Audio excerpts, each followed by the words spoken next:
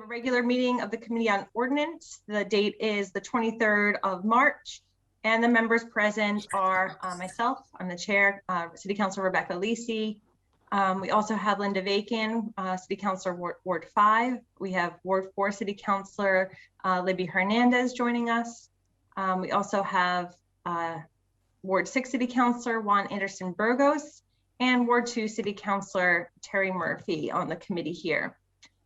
We are also Rebecca, I'm here as a counselor. I'm here too. I'm just about to get to the other counselors that are joining us, including Counselor at Large Jimmy Leahy, Counselor at Large Joe Givern, and Counselor at Large Howie Greeny. I think that's all that I see here. Sorry, but one of my colleagues, Gareth Lineker, he's in the panel. He was also asked to speak. I don't know if he's in. Gareth, Mr. Lineker. Thank you. Who was speaking? Yeah, people need to raise their hand when they want to speak. And additionally, we should have the ability to mute all. Right. Whoever was speaking was the one that read the chat message, which was also unnecessary. I agree.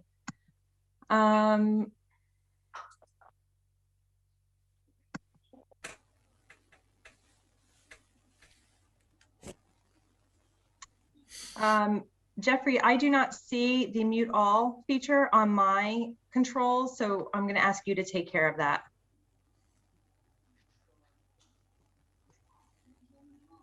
All right. So moving on with the agenda, we're continuing with the salary study items 1, 2, and 3. I'd like to entertain a motion to take up items number 1, 2, and 3 off the table as a package. Second. Motion has been made and seconded to take up items number 1, 2, and 3 as a package. All in favor? Aye. Any opposed? Aye. So moved. Is that? It's the same person. So I think that we need to leave them. Needs to be removed from the panel, please. I agree. And it's Chris Nixon who needs to be removed.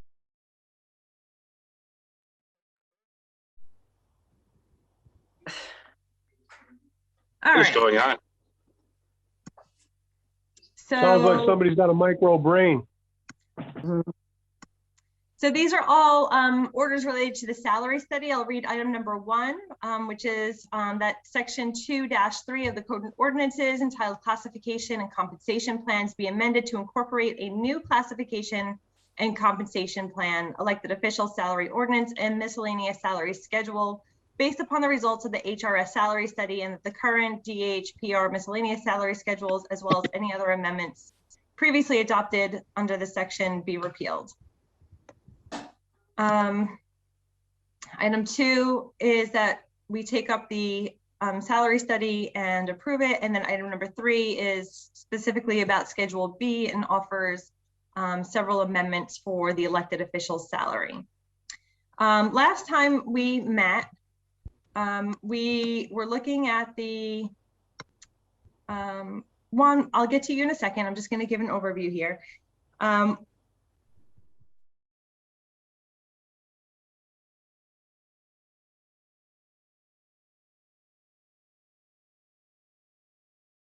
Yeah, you are. How are these people even getting into the What's going on, Jeffrey? It has to be that. Yeah, it's removed now. Oh, okay. Are they removed and blocked? I think The setting when somebody gets removed, they're not able to get back in. Okay. Jeffrey, do you know the phone number? Because we could do a reverse lookup on it. Oh, they dialed in on, they didn't dial in through a phone number. So it'd have to be looking up an IP address. oh, he should have been removed after the first reading. Thank you. that was a different person altogether. Well, there's a whole club then. Right. So I do see you on, let me get through the items here. So last time we met, we were trying to figure out how to move grade 1 to a salary schedule that would actually take minimum wage and Massachusetts minimum wage into account, because the grade 1 salary was actually under. So that's one thing that we need to deal with today. Councilor Bacon, you had asked for the data about the cost of bringing everybody who was previously under the floor of the salary, the new salary ranges, into the salary ranges. And I think that Hector has provided that to us. And there was also an interest in a discussion about the automatic increases based on the index. So I'll go to Councilor Juan Anderson Burgos at the moment and recognize him to speak. Juan? Yeah. Yeah, so basically I wanted to make an amendment, if that's even possible, because in reviewing the salaries in the documents in relation to like the treasurers and the clerks positions, my proposal seemed a little off, and so I thought it would, you know, be the right thing to amend it, and so it would be reflected as an appropriate salary. So I would say the mayoral position 95,000 and the city clerk to remain at 85, if all possible. I think I can still amend, right? Sure. Do you want to take that up when we get to Schedule B? Because right now we're focused on the 3 issues that we had outstanding from our last conversation relative to Schedule A. Yeah, that works. Okay. So let's see. Is Hector here? I'm sorry, with the new format. I am. Great. All right. So Hector, I know that you met with outside labor counsel to discuss a easy way to adjust the grade 1 salary without disrupting the harmony of the rest of the schedule. And do you want to speak to any of the resolutions that you came up with? From what I've seen in the updated document, you just moved the 1 individual employee that was in grade 1 into grade 2, and then that became a new grade 1, and then everything was adjusted from there. Is that correct? That is correct. So the only position in question with regard to grade 1 was the assistant cataloger, and it is speaking with outside counsel was helpful to kind of brainstorm or identify some remedies with everyone's concern, because the salary that was there, as you can see, that's crossed out at $22,632. When you do the breakdown, it is below Massachusetts minimum wage. And so originally we did not take that into account as we formulated all of the salaries based off of the same type of formula. And so it was brought to our attention, and I'm glad that it was pointed out. In speaking with outside counsel, there were some remedies on the table, but I had suggested, and it was agreed to, that perhaps we should take the conversation back to the director of the library, considering that is where the position it belongs to. And so in speaking with Maria, we were trying to just identify what perhaps would be the best remedy. And so I believe Maria may be on the call, but if I am speaking correctly, the assistant cataloger, ultimately a lot of the positions at the library are hard to attract and retain because of the low salary. I mean, they're much lower than any of the other positions here that we're speaking about tonight. But because this position is, when they conducted the salary study, they based it off of work, job responsibilities and comparable salaries throughout Massachusetts. Assistant cataloger, in regard to the rest of the positions here, you know, was assigned at grade 1. And so even at grade 1, with it being below minimum wage, it still wasn't an acceptable calculation based off the formula that we used. And so in speaking with Maria, we kind of decided that even if we were to bump it up a little bit, she still wouldn't be able to fill that position. And so what many employers do, they kind of downsize and phase certain responsibilities into existing positions. And so Maria and I had a conversation about that. And so because the position is vacant, she hasn't been able to fill it in quite some time. The emphasis of focusing on it and really trying to increase that salary to then, which ultimately may have a trickle-down effect for all of the other salaries. We thought that it may be best to eliminate that position and slide the responsibilities into an existing position within the salary study, and just have those duties that once belonged to the assistant cataloger part of that position. I believe that position lies within grade 7.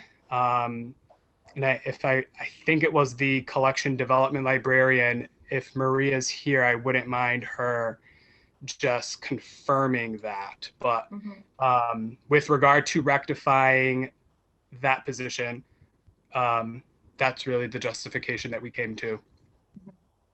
Sure, and I definitely have a question for Maria. So if Maria's here, let's allow Maria to speak. Are you here, Maria?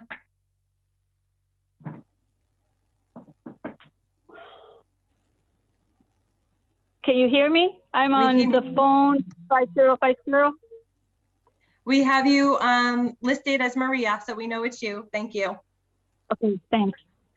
Okay, so yes, Hector and I, we were talking about it, and since I have a reference librarian who's already doing part of the work is reference and part is in the technical service department, and one of the reference librarians that was also in the technical department part-time and part-time reference, she resigned, she retired.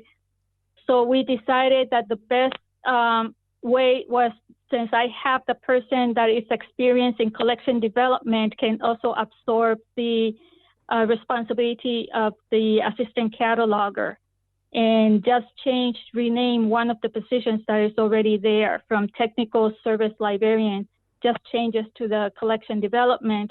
And that way I would not be in need of an assistant cataloger at the pay rate that we have currently.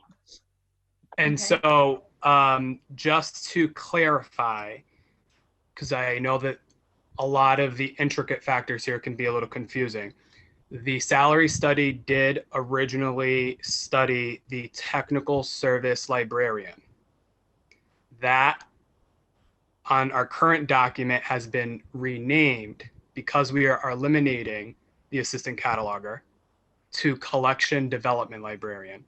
So there has not been a position or a head count or a salary added to this. We've only eliminated the salary of assistant cataloger and have slid those responsibilities into an existing position, which was the technical service librarian.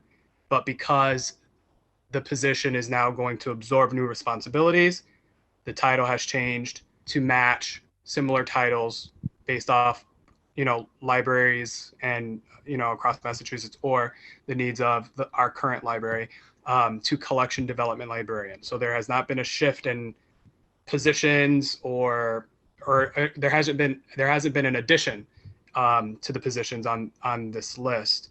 There has only been a removal of one position and a title change of an existing position. Okay, thank you. I see a hand from Councillor Leahy. Yeah, thank you, Councillor LISI. And first of all, I just want to say that it's the first call that I've been on that got Zoom bombed, and you did a very good job doing Jeffrey. So I just want to give you guys props for that. I'm in agreement with this. A couple of weeks ago, or maybe a month ago, we had a public service meeting where we have a new gentleman that came on the board for the library, and he once worked at the Holyoke Public Library, and he absolutely loved it. And he said there's not a chance that he ever wanted to move. However, the salary wasn't appropriate, and he moved to the Amherst. He moved to the Amherst Library just because it was more of a living wage. So I agree with Maria. I agree with Hector, and I just wanted to back this. Thank you. Thank you. And I just want to recap a little bit of what I understand Hector and Maria saying, and just let me know if I have got it wrong in any way. So basically understand now, after having a conversation with the library, that the assistant cataloger position's responsibilities have already been divided up amongst other positions. And so that allows us to eliminate the position of assistant cataloger, which also eliminates the discrepancy we had with that salary range and the minimum wage, Massachusetts minimum wage. Is that a correct summary of what happened there? That is correct. Yeah. Okay. Okay. Okay. So that deals with that issue. Are there other folks that want to? Okay, Councilor Bacon. I'm just looking at the grid that we had received, I believe at the last meeting, and I'm not seeing collection development librarian, and I'm wondering if that title replaced either children's librarian, financial manager, reference librarian, or paralegal on the grade 7 sheet, or is it in addition to what we had showing? No, it was not in addition to. There was a position titled Technical Service Librarian. Right, but not on the last sheet we received. So it must have been on a previous document somewhere. It Yes, may it's have been on the omitted by one mistake. prior to the Hold one on, one that at a time. I'll recognize you in a moment, Maria. It may be on the one prior to, because I think we were all under the understanding that perhaps the last meeting would have been the last one, so there would have been a change. But definitely technical service librarian has been on the existing documents, and my guess would be prior to the one that you're referring to right now. But Okay. all in all, technical service librarian was the position that was studied under the original grade 7, I believe. And so that is what we're referring to right now. We originally were going to remove the technical service, but because the question with the assistant cataloger came up and Maria was able to shed some light on the actual working functions of what these positions are doing. So if you recall how she started her statement, she had existing positions picking up the extra work of positions that just were vacant that's where it all kind of makes sense. We already have people in the library that are performing functions that really are not part of their job. And so now that we can eliminate the assistant cataloger and have that individual who currently exists and who is currently performing their own functions and the functions of the assistant cataloger, we can have them appropriately assigned under the new grade 6, if you look at the current document, as collection development librarian. So through the chair, just for further clarification, so what is the total number of positions we have in the library now compared to when we started the discussion? Maria, do you want to answer that question? I'm counting. On the original study, the 2014 technical service librarian was there. Somehow it was omitted in that updated one that you have. But when Hector and I were talking, he realized that it was omitted, but it was there from the beginning. It was just omitted on that mistake. So for some positions we have. I only meant since we've started discussing the scale in the last few months, because I'm hearing you say that you're consolidating positions and some people have left. And one of my other outstanding questions is how the departments will pay for these shifts. And so I'm trying to understand, when we started the discussion in the fall or whenever, how many employees were in the library, and as we're consolidating lower level functions into higher grades, how many employees are we talking about now? So you want Maria, I will respond to that. Okay.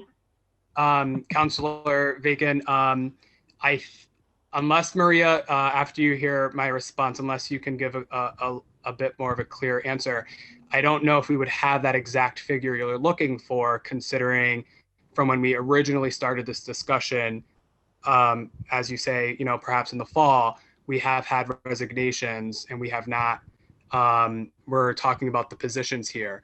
No, and we're that's only not- consolidating one role, not several. No, I think the Okay. point that she's making is that it wasn't on the previous document. And I think that what happened was to clean up the document. Hector, you had noted that some positions were vacant. They haven't been filled. They were studied, but we haven't utilized them in 5 or 6 years since the study was done.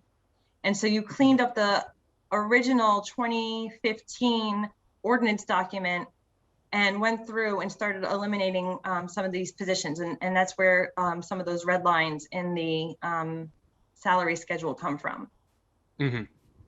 So I think that's the issue at hand. It's because because this position was studied, it was accounted for, but assigned us a grade 7, but as the cleanup happened and we eliminated positions from the ordinance that weren't utilized in the past several years, it didn't make it into the more recent amended versions. Right. And just as a general comment, the reason I'm asking these questions is because I'm looking to see if we're increasing pay substantially. Are we increasing productivity so that we're going to be able to pay for the increases? So I'm looking to see if there are efficiencies of scale that I'm sure we're not taking all grade 1 duties and putting them in a grade 7. I'm sure that grade 7 person is the majority of those duties need to be higher level than an assistant cataloger.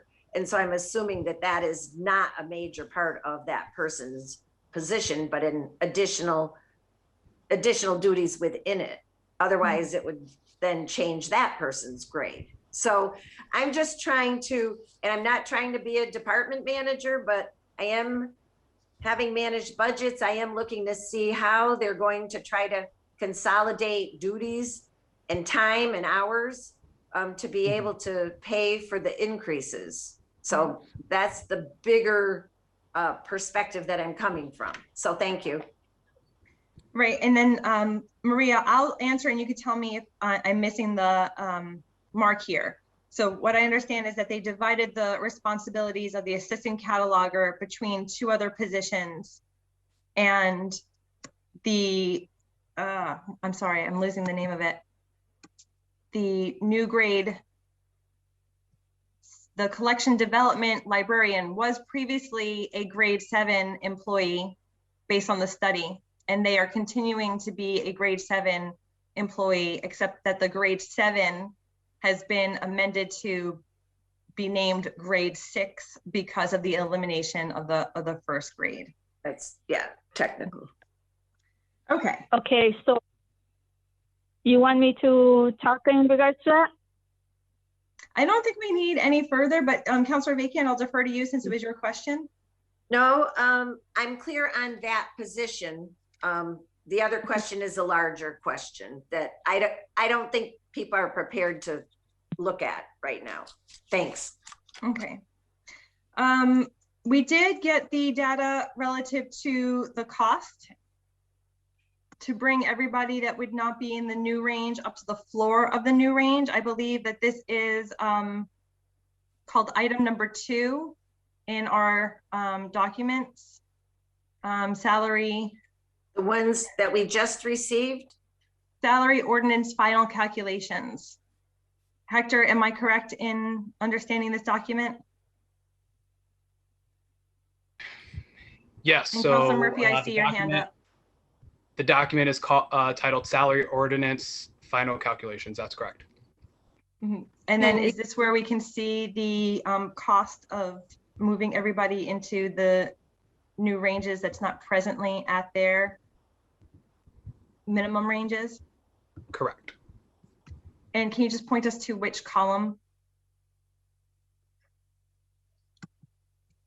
Yep. So Can that- column. Linda, do you want it screen shared? If he could. Do you mind doing that, Hector, or I could, either way? Yep. Just give me a moment. Councilor Murphy, while we're getting the document up, do you want to ask a question or do you want to wait until the document is up? Well, I don't think I got the document. That's one thing. I'm trying to look. I don't see anything where I have it. So that's number one.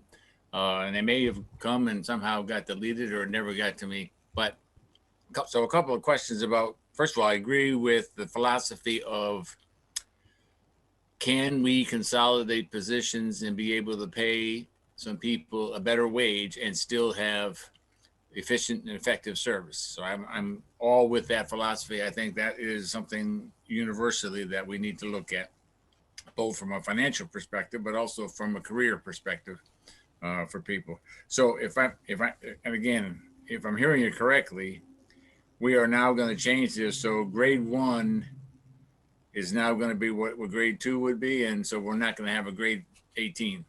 Am I correct in that?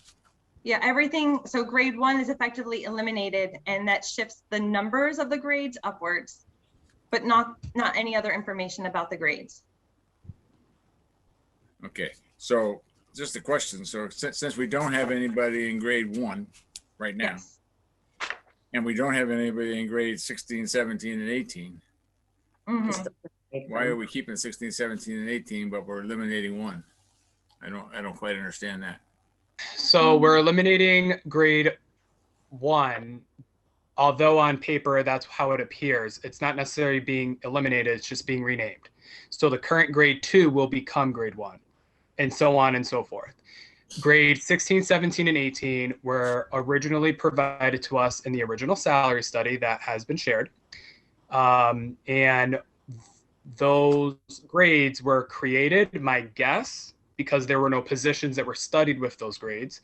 My guess would be, in the event over time, had we adopted the study, positions, perhaps the city could have done what we're doing now a couple of years ago, had we adopted it from the very beginning, and perhaps slid folks a little higher or from one salary range to the next. And so there would have been existing grade 16, 17, and 18 to allow for that mechanism.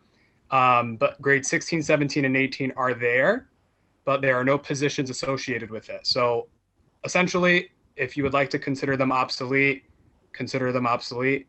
I think it's just there as a working tool for the city to perhaps utilize in the future if the council so wishes. But and correct me if I'm wrong here, they were not being adjusted, correct? Correct. They were COLA adjusted.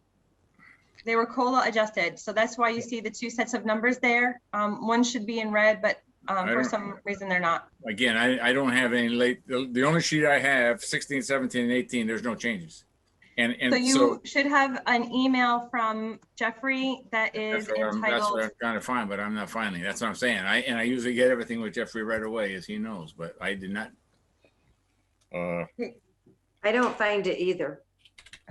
So it was sent out with the information about how we should join early to learn about the new. So it says Ordinance 323 sent out on March 22nd.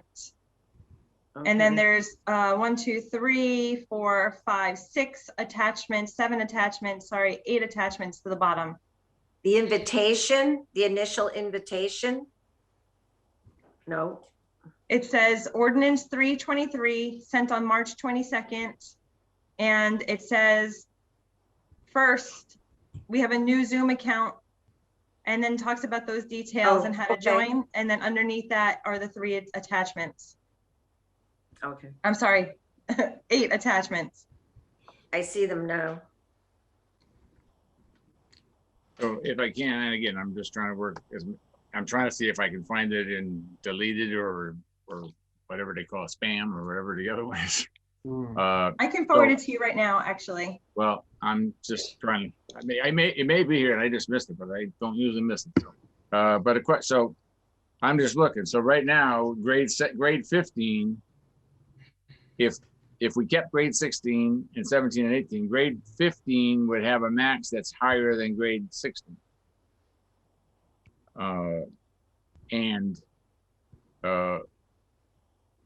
Would have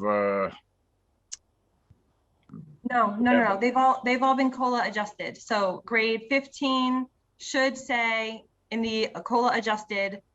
So this is the new grade 15, previously formerly known as grade 16.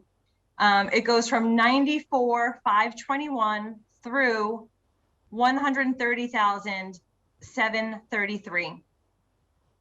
And then grade 16, formerly known as 17, goes now from 103,965 to 143,799.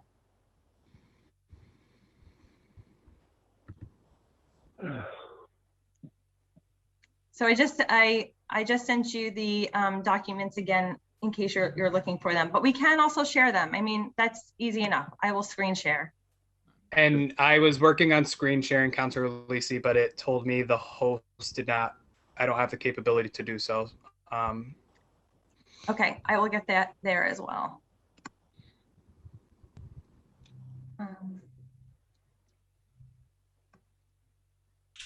I found something that may be what I'm looking for. So I think, how can you guys see in terms of size? Do you need me to make it bigger? How's that? I can adjust it. I'm okay.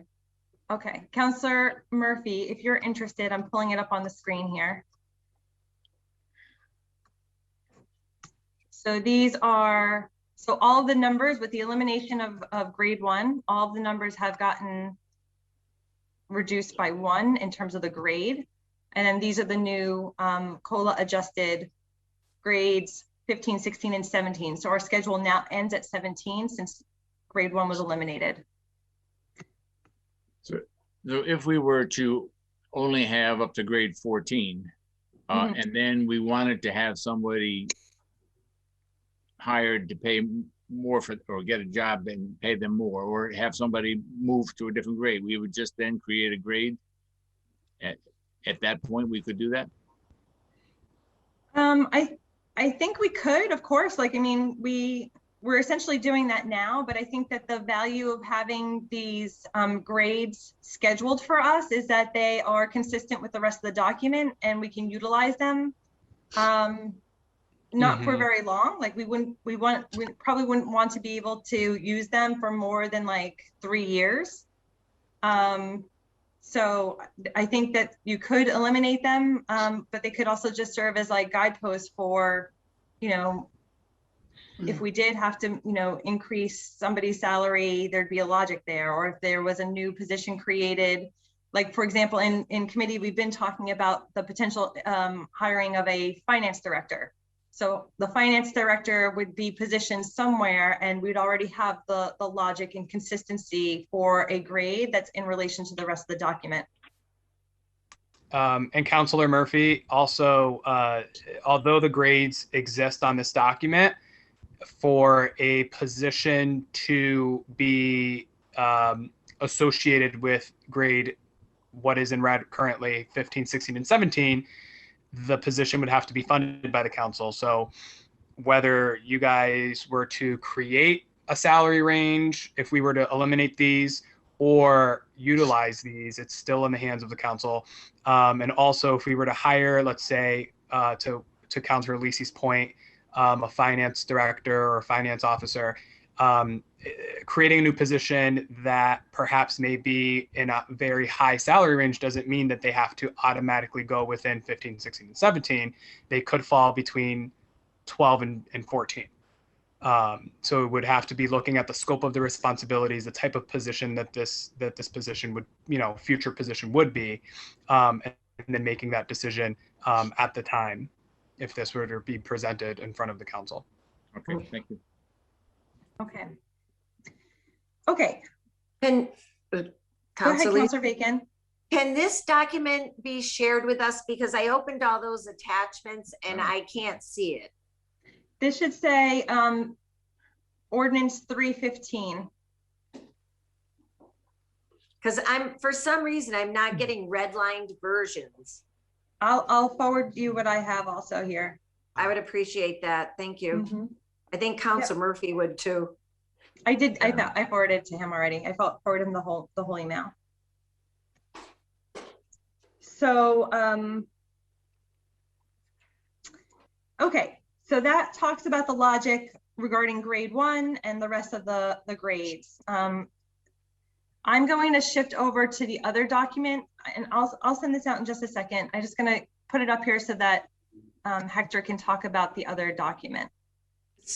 Okay, because I haven't seen the total cost yet, the bottom line. I thought that was sent to you directly, but I could be mistaken. Okay. So this one's going to be a little bit smaller, I think. And bear with me, folks, while I get the Zoom share screen on this document. And Hector, you're on deck. Show me where you want me to go in the document. Column M, please. Okay. Oh, whoops.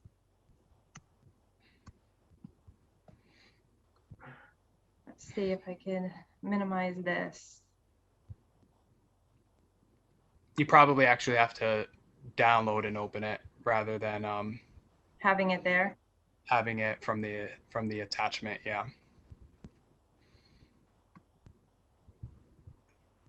Well, let's see if I could do this. I may have it. I may just not have recognized what it was.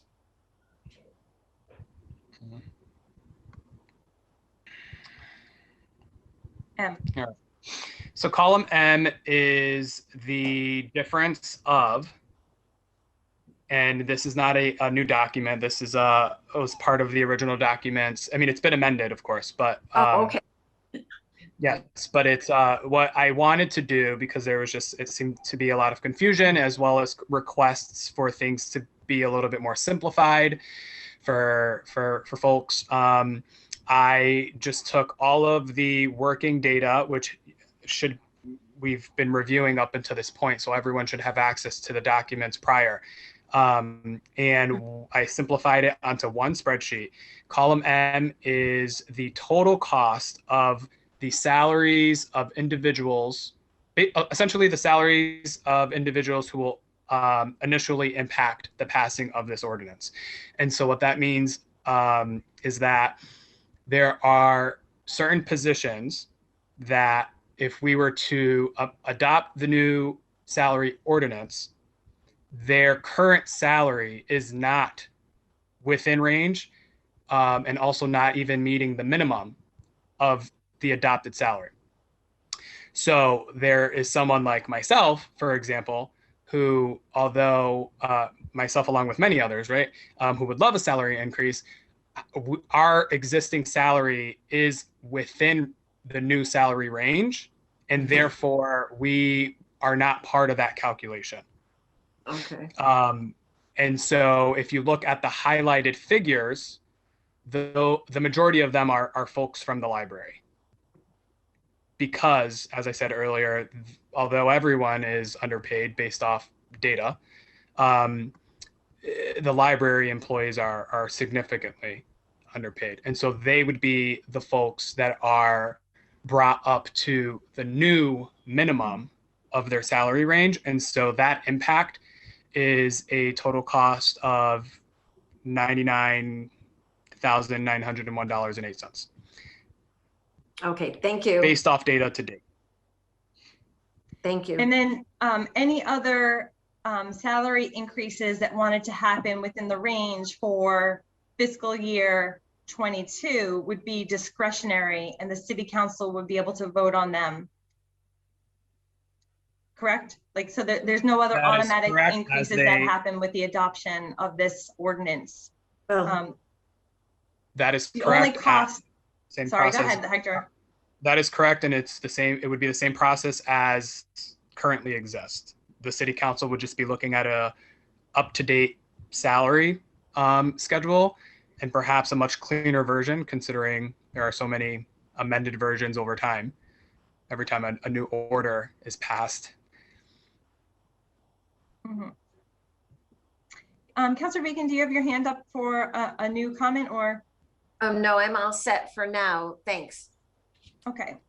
So just to clarify this point and check it off my list here, the cost of adopting this salary schedule is $99,901.08 because those are the only positions that are below the new grades. And then that would be the cost of bringing them up to the floor of their new grades.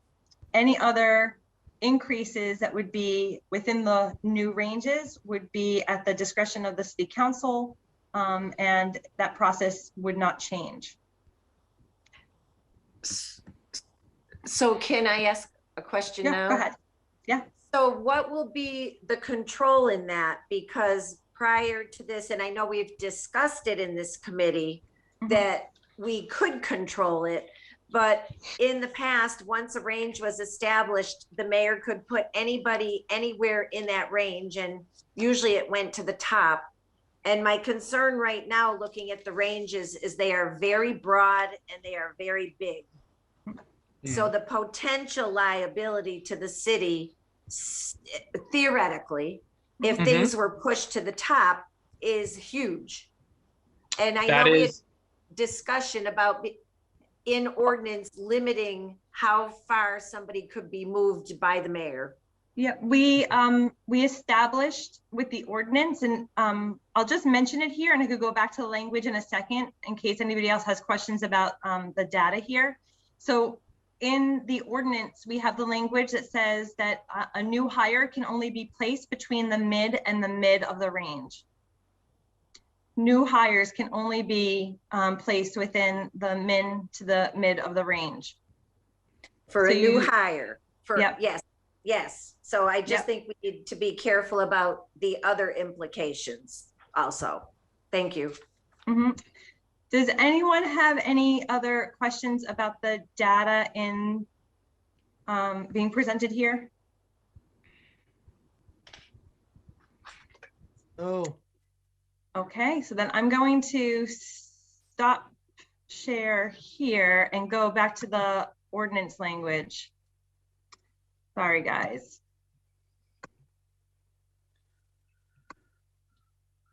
Share screen.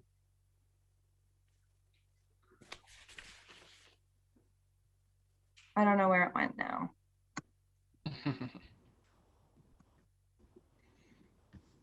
I think it's covered up by my controls. Well, you did open up the Google Docs, so. I got it. There you go. Just got to get all my tabs in order here. Ordinance 2/315/21. And here it is. So conformance with the classification and hiring schedule. No person shall be appointed or paid as an employee under any title other than those appearing in Schedule A, and no administrative authority shall fix the salary of such position except in accordance with the salary range set forth in Exhibit A and the following requirements. So number one, any employee hired by the city on or after the adoption date of this revised ordinance shall be placed at or between the min to mid salary amounts listed in Exhibit A. That's what I just read here. Any employees employed by the city prior to the adoption of this revised ordinance shall be placed between the min and the max salary. And those amounts are listed in Exhibit A. Hold on. But in no event shall they be placed higher than the max salary. In the event an employee is currently compensated at a rate less than the minimum salary for their position, said placement shall occur as follows. So this is actually language that we would need to just make sure we're all on board with. I don't know if it's actually necessary anymore, because when we were looking at the cost of bringing everybody up to the floor originally, we thought that cost was going to be $230,000. And when we figured out how many people we actually have in those positions and how much it would cost us With the adoption, it was brought down to $99,000. $99,000. So this was the provision that outside counsel crafted for us to talk about 70% versus the full, like so because it was such a high dollar amount, $230,000 to bring everybody up to the floor, we thought we would create steps for making everybody whole, so that 70% of the difference would be done in the first year and the remaining 30% would be done in the second year. I would entertain a motion to delete this provision because we're looking at less than half of what we thought we were going to cost to make those changes. So moved. Linda, I hear you talking, but I see you talking, but there's no sound. You're on mute. Thank you. But we still don't know how we're going to pay for it. We need to understand that even if it's 100,000, we still have to figure out, because that will go into the next budget year, correct? Correct. And we would budget each fiscal year as we currently budget. Correct.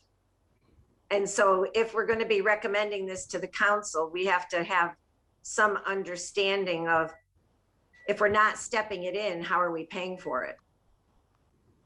Well, again, I think we were stepping it in when we thought the cost was going to be $230,000, and then the true cost is less than $100,000. So it seems that we would be able to find that within the budget.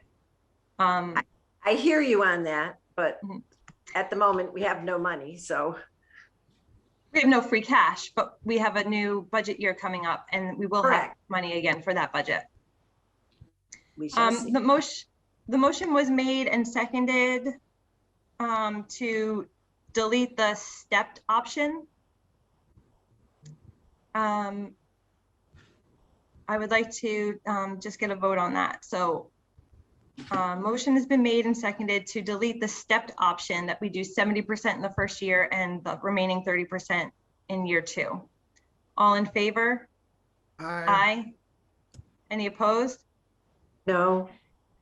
And I'm not getting reads from Councilor Murphy and Councilor Hernandez. I'm sorry. I'm just trying to ask a question. So okay. I said I was in favor. Do you hear? I can hear you now. You are coming in low though, Councilor Hernandez. Okay. Councilor Murphy. So again, I'm just trying to make sure I understand this. So we're saying, what exactly are you trying to take out? I didn't quite get that. So I will highlight it. So this original language said, in the event an employee is currently compensated at a rate less than the minimum for the position, the said placement shall occur as follows. So instead of bringing everybody up to their floor upon the passage of this ordinance, we were going to do 70% in the first year and the remaining 30% in year 2. And again, that was when we thought that the cost was $230,000. But given that it's less than $100,000, it seems reasonable, manageable. Okay, all right. Thank you. I understand it now. I thought we were talking about the other things. Okay. So I have 3 votes in favor and 1 against at the moment, and I'm not registering a vote from you, Councilor Murphy. This is to eliminate or delete this language for the stepped increase. I'll vote for it. Vote for the elimination? Yeah. Okay, I am going to delete that. So Councilor LISI, is this version that we're looking at on the screen now one of the 8 attachments that we received? Or yes, this is Ordinance 315.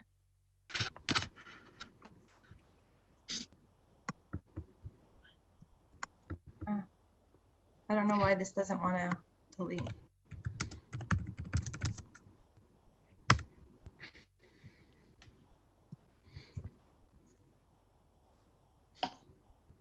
For some reason, it doesn't like to read what my computer is doing. So Crystal, are you there? Can you make a note that we have deleted this section? Yeah, I'm here. Yeah, I just can't redline it on my document for some reason. And so can you just make a note that we have eliminated and deleted this section of B1? Is that B2 or B1? Oh, you're right. It is B2. Sorry about that. That's okay. Thank you. So B3 is, in the event an employee's base pay reaches the max amount, said employee shall no longer be eligible for movement within the hiring schedule.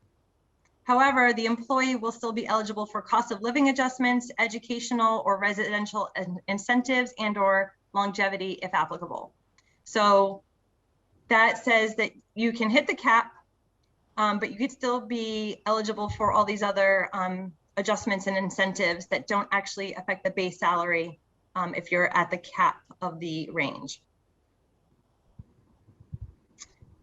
And then item 4 says, after adoption of the municipal budget, any financial transfer from any other line item in the budget, including personnel items, to provide a salary increase shall be approved by the city council. So we do have that control again. Okay. So the last piece of the ordinance that I think we need to cover is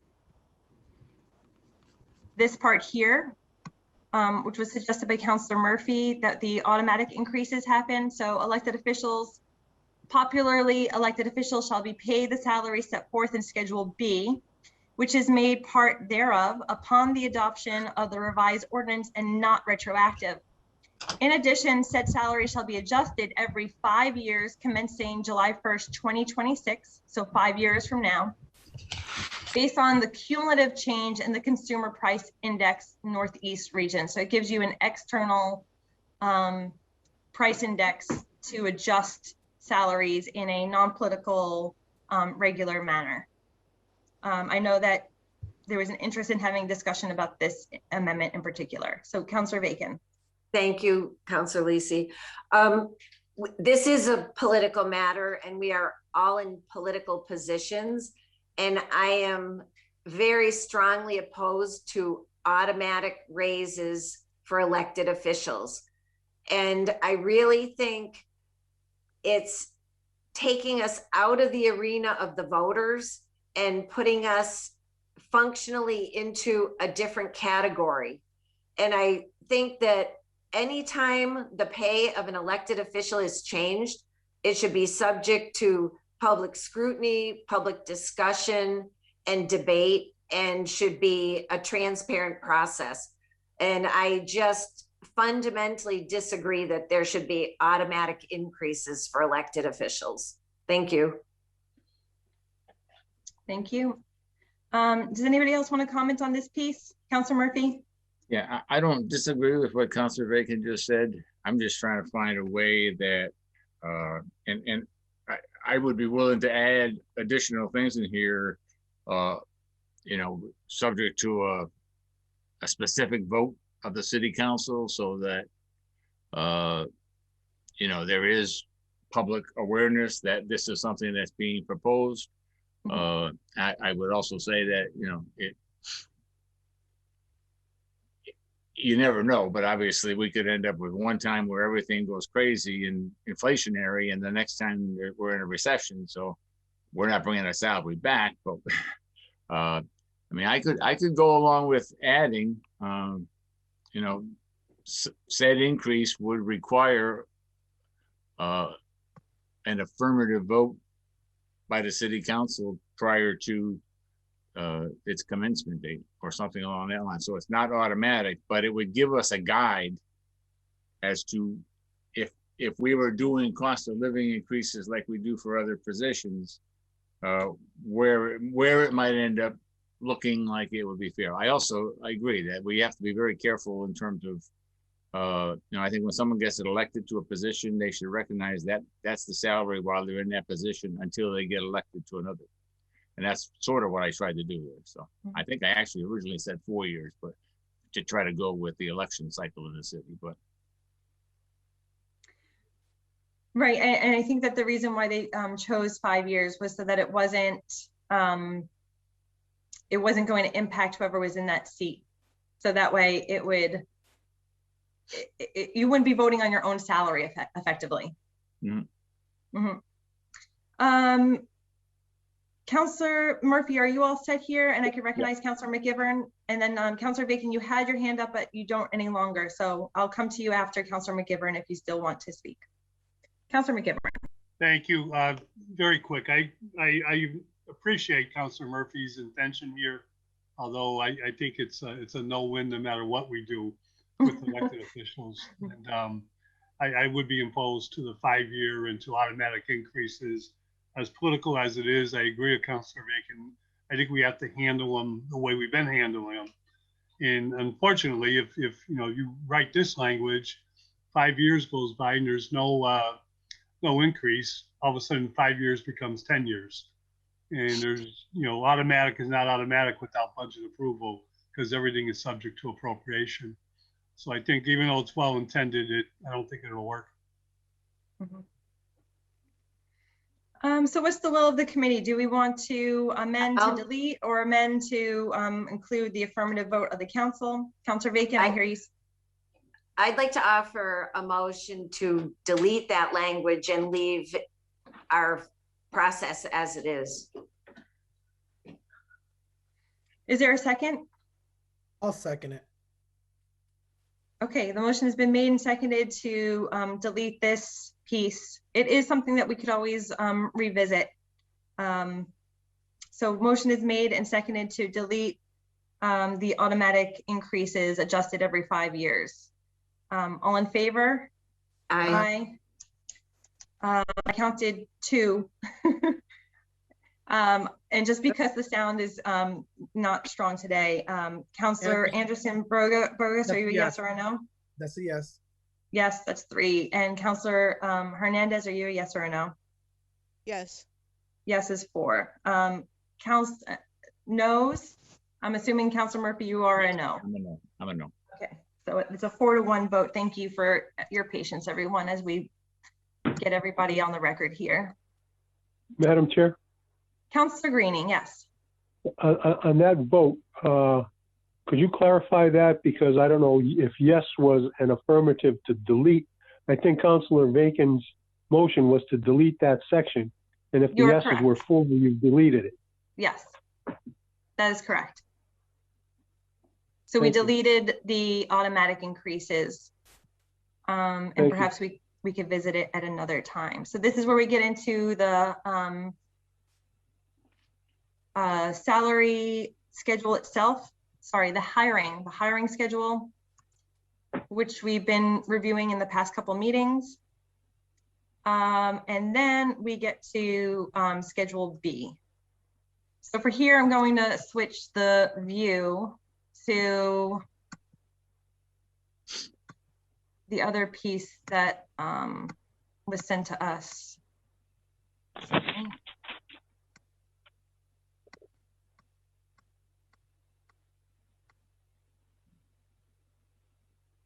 Okay, so these are Councillor Anderson Burgos's amendments that we were entertaining last time. Yeah, there are two. I'd like to amend 2 line items there: the clerk and the mayor. I want to make the mayor 100 and the city clerk 90. City treasurer can remain the same, and yeah, the rest will remain the same. And then my amendment would just include the mayor, the change in the mayor's salary and the change in the city clerk's salary. So you're, I'm sorry, I'm 100K to the mayor's salary and then 90K to the city clerk's salary, please, and thank you. Is there a second to that amendment?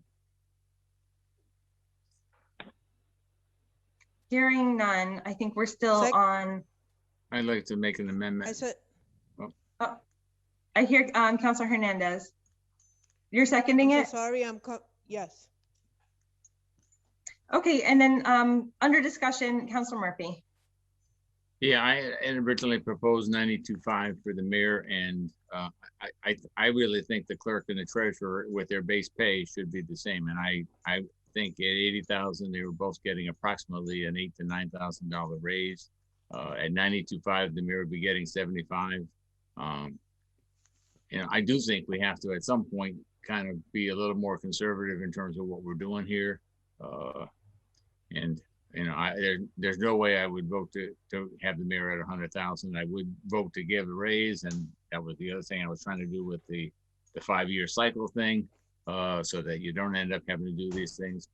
But I do think 80,000 for the clerk and the treasurer. I think those are both full-time, dedicated positions. Both have impact on what goes on in the city, and I think they should be somewhat equal. And then again, I would say, you know, 92.5. I'd have a hard time going past that for the mayor. So are you offering that as an amendment then? Yeah, I'll offer that as an amendment. Mayor at 92,500 and treasurer and clerk at 80,000. I second that.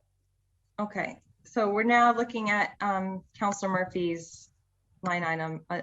So we're back to 92.5, 80, 80, 10 for the city council, and I don't know if I'm blocking. And 11,000 for the president. 11 for the president, which is just the $1,000 stipend for the work that he's doing, he or she is doing as the president. Okay, all in favor on that amendment? Aye. Aye. Discussion? Oh, I didn't see any hands. I'm sorry about that. Councilor McGivern? Are you there? I'm not seeing you. He's on mute. You're on mute. That's the problem. Sorry, I'm trying to find my blue hand and I can't find my mute button.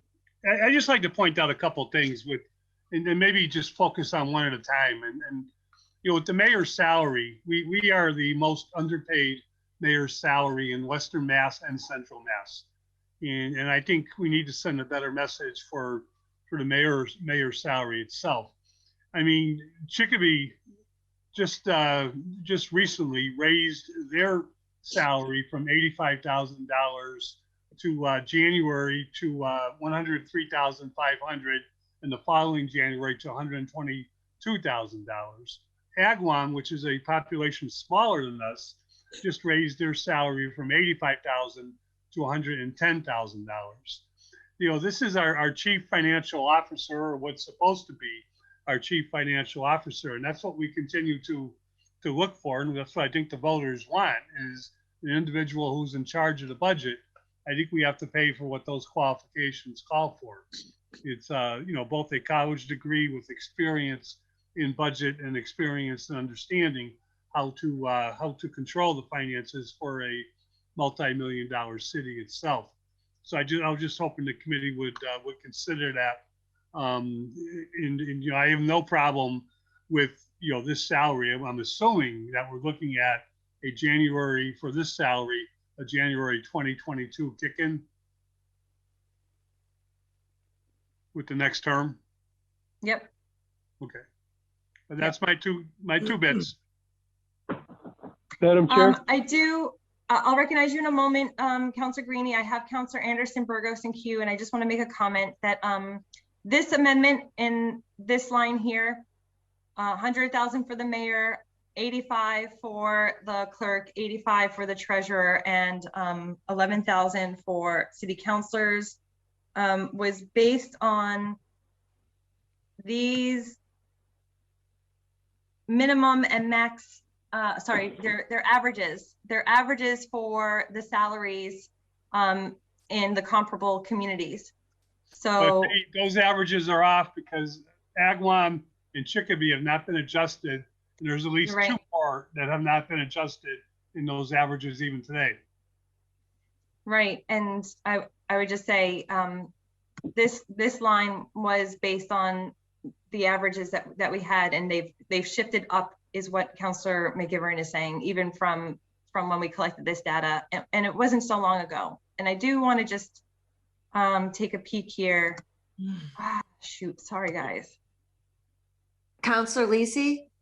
I want to recognize Councilor Anderson Burgos, and then Councilor Greeny, and then sorry. I'm just letting you know that I'm departing the meeting, and I'm hoping that you could send me any amendments directly from tonight's changes on the sheets, if you don't mind. Sure, that's no problem. Thank you. Good night, everybody. Good night. Good night.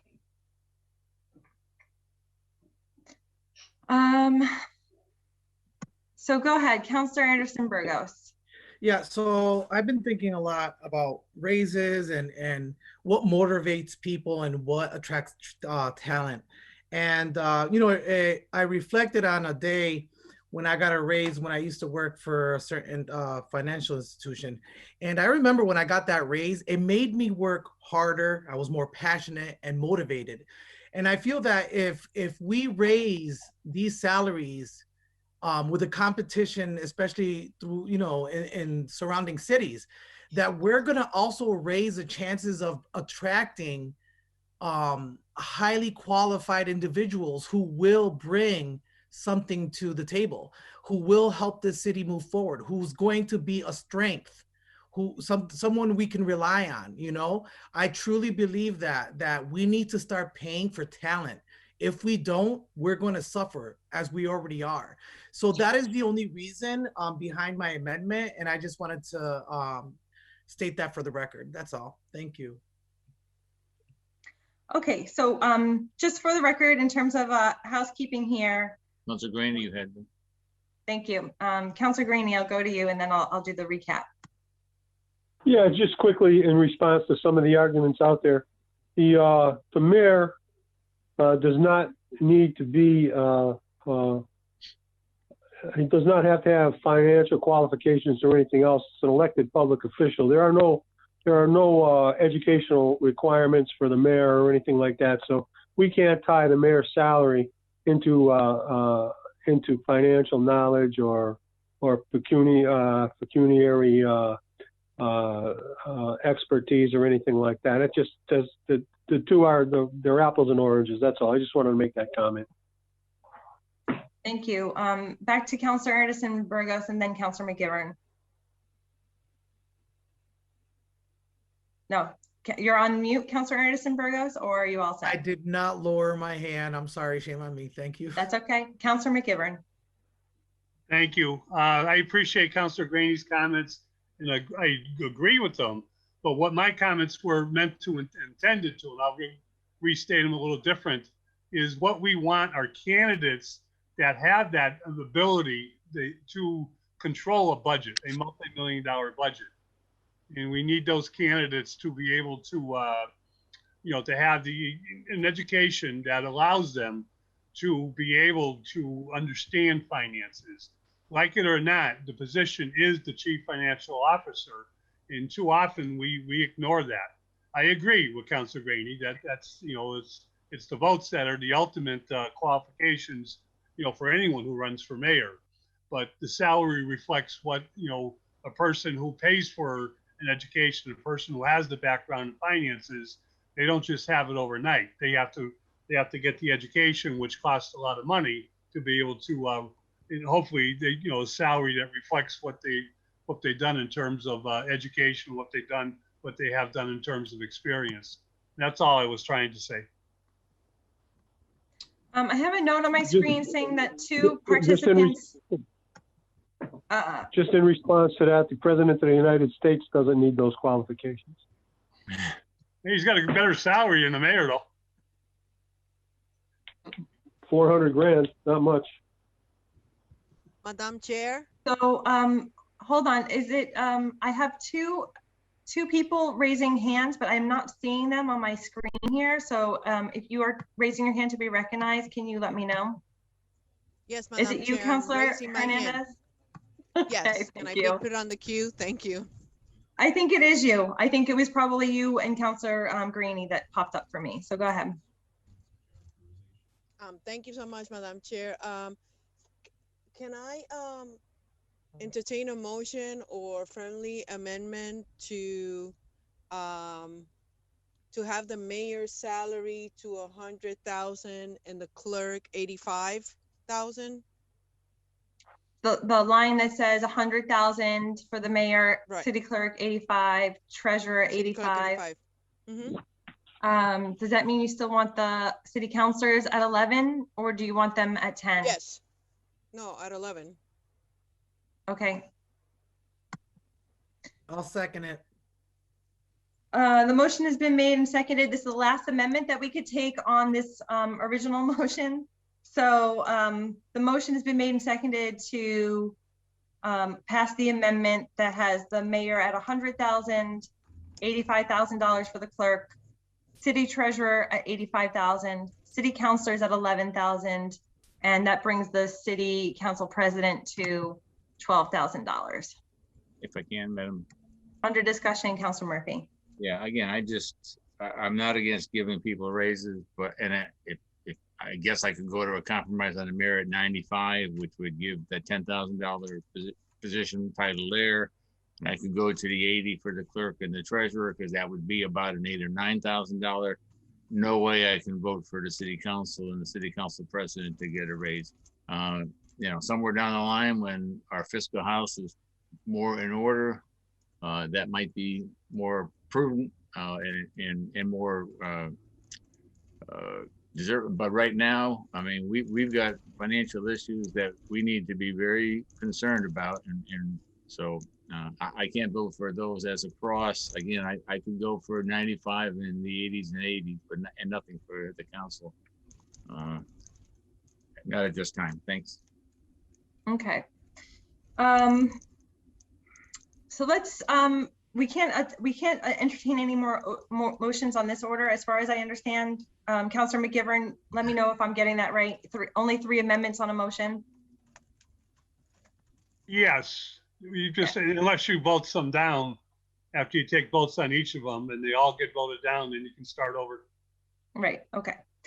So let's try this first amendment at $100,000, $85,000, $85,000, $11,000 for the councilors, and $12,000 for the city council president. All in favor? Councilor LEAHY? Yes? I apologize. I don't have the ability to raise my hand because I am a co-host, but I would like to make a statement for discussion, I suppose, prior to the voting. Sure, go ahead. So when we are discussing the elected officials, and we've had this conversation before, you know, the mayor, the city clerk, and the city treasurer are department heads, full-time department heads, and all of which split their time between serving the public, but also handling internal operations, you know, city hall and all of the departments throughout the city. And so I think that's just when we were speaking about the mayor being the chief financial officer, I think all 3 positions have a lot of internal intricacies that, unless you've sat down with them and have met with each position to ask what their day-to-day responsibilities are, you wouldn't know, and you wouldn't be able to speak to. So I think speaking as the current HR director and as a department head myself, I think it's really important that we treat these 3 positions equally as department heads as they are elected officials. Thank you. Thank you. And then speaking for a second time, Councilor McGivern. At the committee level, I know I don't have a vote this evening, but I did sponsor this to keep the discussion going separate for elected officials from the salary, from Schedule C, and from all the good work the committee's done. I've also suggested, and I will say it again, that my intention was that each of these areas would, for practical purposes, but each of these areas, if we could separate them out and take them one at a time. I see what you're saying. I think if somebody votes, I mean, a lot of us aren't crazy about raising the salary for the city council because of same thing what Councilor Murphy said. But that doesn't mean I want to vote down the salary for the city clerk and the city treasurer because of that. The mayor, and because these salaries are scheduled for January 2022, they'll go to whoever gets elected in November, obviously. So I think that speaks for itself a ton. But it's we can just do it separate. It might make it quicker when we get to the floor of the city council.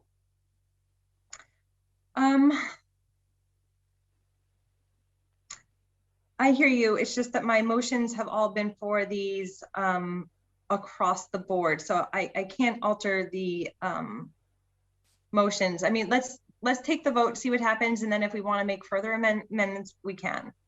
Okay. So for last time, for clarification purposes, we're looking at this line 30, which is $100,000 for the mayor, city clerk at 85, treasurer at 85, city council at 11, and city council president at 12. All in favor of passing that line item? Yeah, all in favor? Aye. 2. I don't hear Aye. Anderson Burgos, and then Councilor Murphy, I understand you might be a no. No. So this item passes on a 3-1, and we can entertain individual amendments to individual positions at this point in time.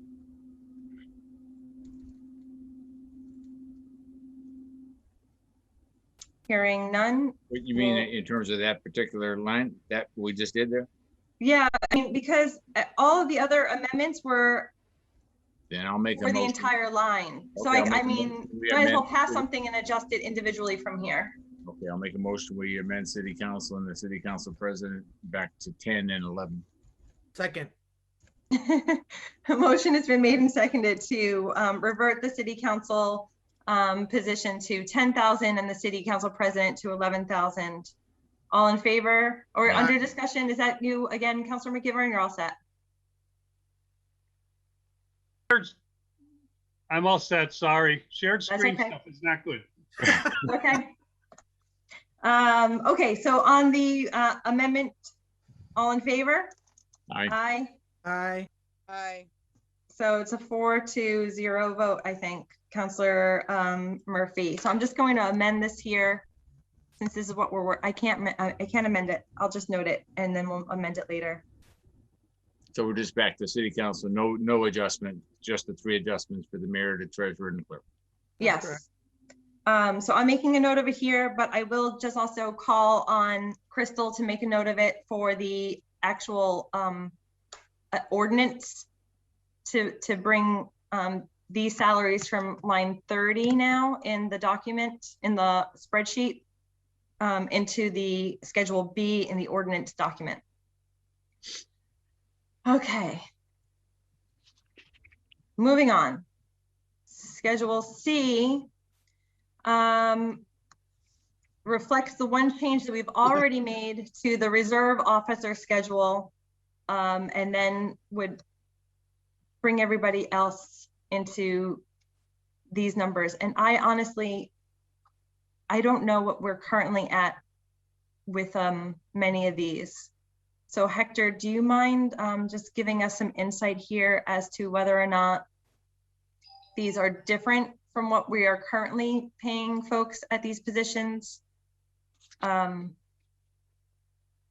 Yes, I mean, I wasn't prepared to speak to the schedule tonight, but I think all of these stipends are up to date and current. I mean, I'm just trying. I think the only ones when we originally looked at this were really just speaking about the. If you can scroll down, please. Sure. Certainly, the police. What's under the police department. My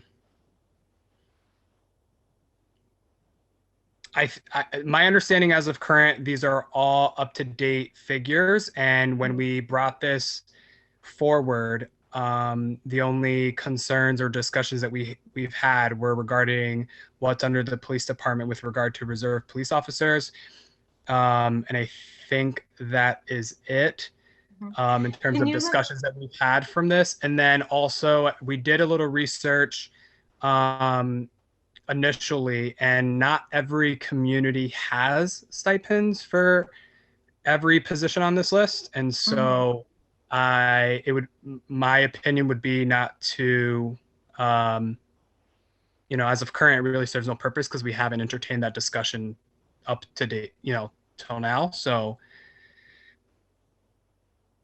one thing that I'm just noticing here, we've been having this conversation about mass minimum wage going up to $13.50 in the next year. So it may be worthwhile to also amend this police matron position to be $13.50 an hour so that we are reflecting the mass minimum wage.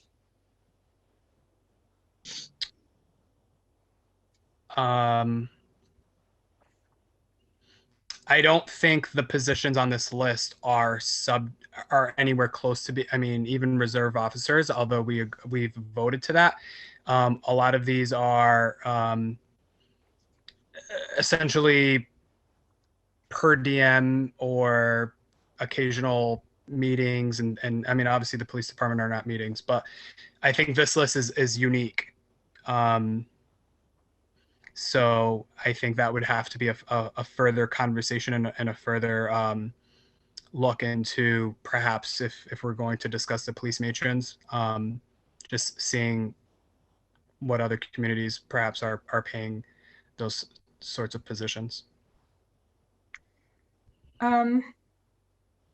Yeah, I think that's one way to do it.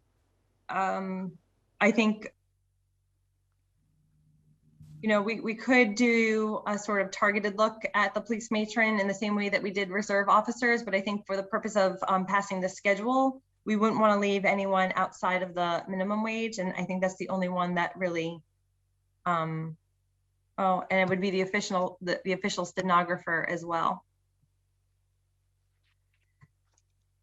Do committee members want to make these adjustments, or do you want to adopt it as is? On what's out there? What's on this screen?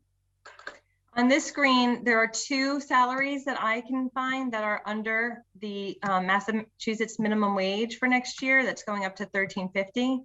Mm-hmm. And it's the official stenographer of the city council, which we have not hired, at least in the tenure that I've been here. And then also the police matron at $13.39 an hour falls just short of the $13.50. So does it make sense to at least bring those up to the Massachusetts minimum wage while we're adopting the entire hiring schedule? Yeah, I first thing I would ask is, Councilor McGivern, who, when we were first there, when I was first there, and then he came and joined me, we had a stenographer, but it's been a long time since we had one. So I wonder why we're still keeping that. And obviously with the taping and everything else, we get a pretty accurate record of what's coming. And then police matron, is that for parking tickets? Can anybody tell me that? I honestly don't know. Councilor McGivern, if you know, I welcome you. I can address the stenographer. The stenographer, by the open meeting law, we're required to produce written minutes at any given notice. So with the full city council meeting, the stenographer is charged with putting the narrative into what the city clerk's responsibility is the recording of our votes. So Councilor Murphy is correct. We haven't hired a stenographer, and usually it was always in our budget, but we always had them working for the city clerk. But we haven't hired one in some time. For some reason, not our current president, but the prior president assigned that duty to the administrative assistant, which without approval of the city council. And I disagree with it, because I think our administrative assistant has a lot on their plate in terms of what they do for research, in terms of what they do for committee assignments, which is what their job description states. They should be doing a lot of things more for the committees and not the full city council minutes themselves. So we have not, the history of the stenographer was, there was a person that was qualified in the mayor's office who did, and she could do it with her eyes closed, did the typings of the minutes. And that's where that goes back, like probably between 30 and 35 years at $10 per hour. So it makes no sense. Do I think down the road we need to have a discussion about who does the written narrative, the typing of the written narrative for city council meetings? I do, but I'll defer that this evening and just hope that answers your question. Police matron, I'm not sure. I thought I thought it was the person that took care of the cells. You have to have a male and a female person who you know, on a daily basis takes care of the That cells. is correct, Councilor McGivern. Okay. Okay. Well, okay. I guess I'm not that bad. And I'll make a motion that both positions be raised. First of all, if someone's cleaning cells, they deserve more than minimum wage. So I'm going to recommend. If I could interject too before you make your motion, because we have some people that watch that like to text in, not against the open meeting law, it's not an elected official, but the matron not only is responsible for cleaning and taking care of cells, responsible for watching female prisoners, which is to me a major responsibility, knowing what sometimes happens in cells. Mm-hmm. So I'll make a motion that both the stenographer and the police matron be paid, and the minimum wage is going to 15 when? Do we know that? I'm not sure. I'm not sure. I think 2023, but I mean, I can just pull it in 30 seconds from Google. Thank you. 1350 starts Friday. So, I mean, you No, know. 1350 already started January 1st. Oh, really? Sorry. Okay. That's okay. And the minimum wage changes every January 1st when Massachusetts amends their minimum wage schedule. So every year it'll go into effect on January 1st. I think the current forecasted plan, even prior to it being 1350, had I think it was like a 3 or 4 year plan.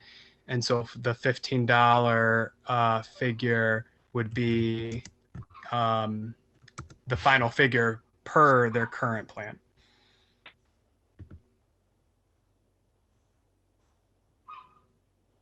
Okay. So I mean, I think 15, it's worth bringing it up to mass minimum wage, and then if we're going to go further to have more in-depth discussions, and as Hector noted, like do the comparison across communities again to see what other communities are paying these positions with a more targeted discussion. But at least we should have the baseline I would make a covered. motion that the stenographer and the police matron be paid at least $15 an hour.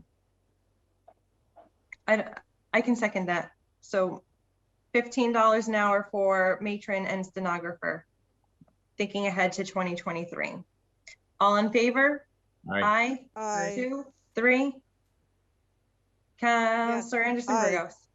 I have you, Councilor Hernandez. Okay. I said, I said aye. Okay. Just, you know, want to make sure I get everybody. And I think that this is the conclusion of the ordinance. Okay, everybody take a breath. And are there any other points to clarify or questions that remain at this point? Well, just I hate to keep.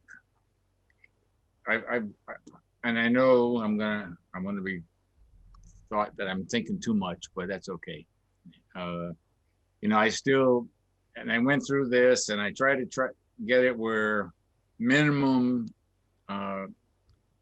would be in the lower grades would have some additional increase, if you will, and try to balance it. And you know, I tried to go through a scale, and I was going through instead of going 12%, going 15%, and trying to make it where their minimum increase would be similar, and it would go up all the way through. But if the lower grades were put at either 15%, I actually put a few that were real low at 20%, they would still end up a minimum increase less than the ones that are 5, 6, 7, 8, 9. I think 25. Let me say grade 2. I just came out, and I think I came out with $13.53, which means that come January we're below minimum wage. So again, I know I was told last time that I probably am throwing this whole thing off, but to me, I'm just trying to create a balance between the lower paid people, making sure that their adjustments from a dollar perspective, not a percentage perspective, give them a better quality wage, a living wage. The others are still going to get a larger increase, but it would not be quite as dramatic and a difference. And I don't know if we can do anything like that, but you know, I looked at grade 2 through, well, I looked at grade 1 through 5 originally, and you know, by increasing at 15%, the minimum would have gone up. 15% was 3,000 for the first one, 3,315, 3,647, 4,012, 4,412 as a minimum. Trying to get anybody that's working for the city to have a wage that truly reflects, you know, an ability to live and to be respected for your work. Now, I'll end up by saying that. So just, you know, in the conversations that we had in the working group with outside counsel, you know, he recommended that we deal with those particular changes as they come up, and that's what other communities typically do.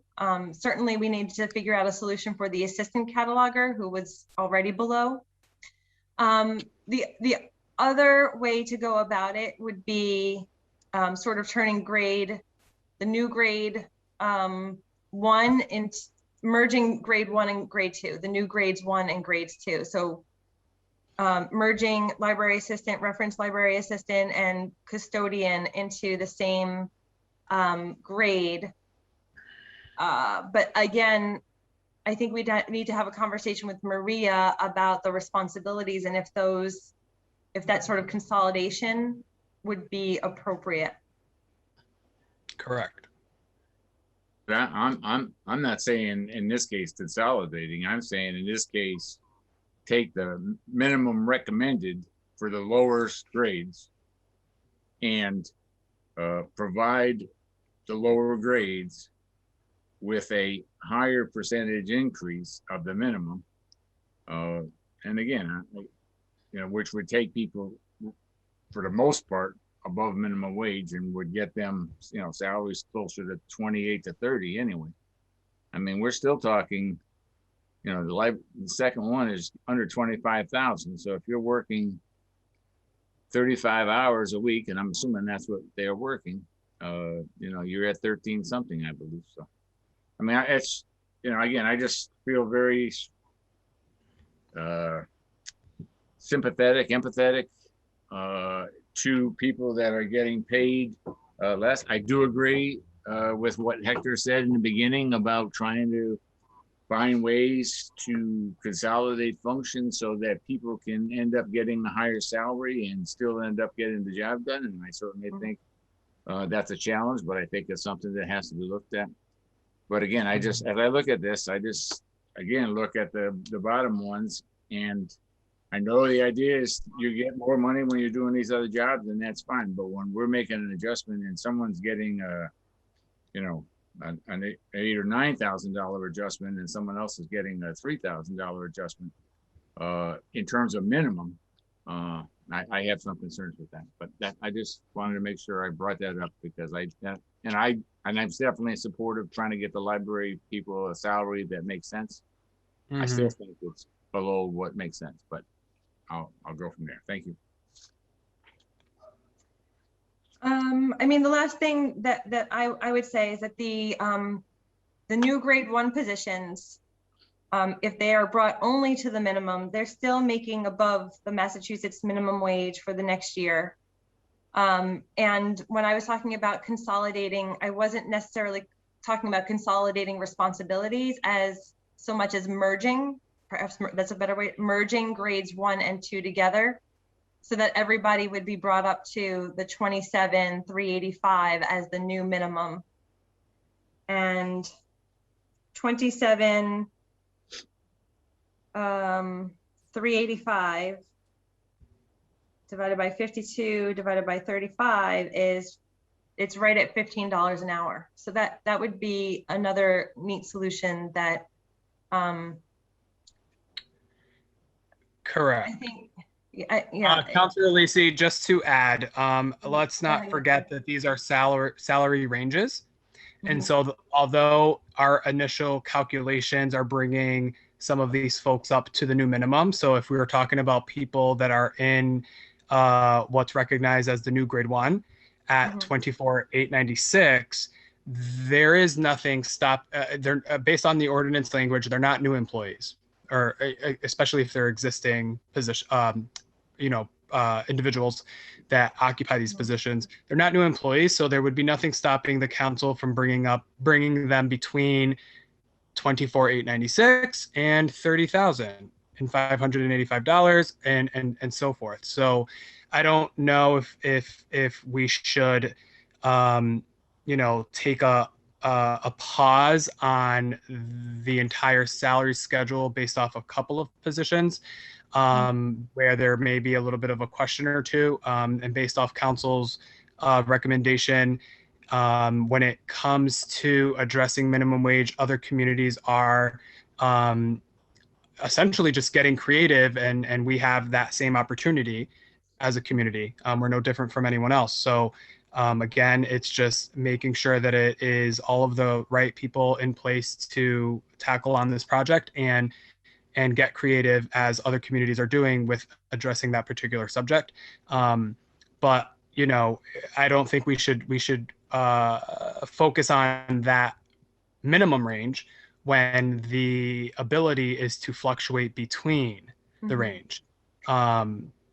So right, it's a point. I think it's a point well taken, that the minimum does meet the Massachusetts minimum wage, and then increases can be made within the range as the minimum wage increases over the years, and we could adjust the grade within there alone over time as the need comes up.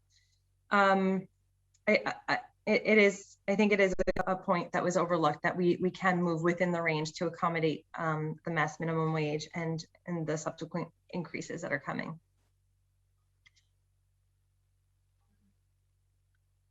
Okay. Is there anything else you'd like to add, Councilor Murphy, or are you all set with that? No, I'm all set. Thank you. Okay. So in the past, we've been able to vote on the ordinance language, which is accompanying Schedule A, and then we took a separate vote on Schedule B and Schedule C. I don't know if you want to continue to act in that way, or if you want to just vote on everything, since we voted on all the amendments together along the way. I'd like to entertain a motion from another counselor. I'll entertain a motion that we adopt the schedule, on the latest schedule as recommended. Well, I'd like to do schedule, if I can, I'd like to do Schedule A, because I can't vote for it when we get to Schedule B. So, Okay. I'd like to vote. I'd like to vote that we approve Schedule A as it has been proposed tonight. I have reservations. Okay, so we will vote on the ordinance language, so the text, as well as Schedule A. Yes, we'll vote on that first here. So the motion has been made and seconded to vote on the ordinance text and Schedule A. All in favor? Aye. Aye. Same. And Councilor Anderson Burgos, I think, needs to abstain. So I'm looking for Councilor Hernandez. Yes, aye. Thank you.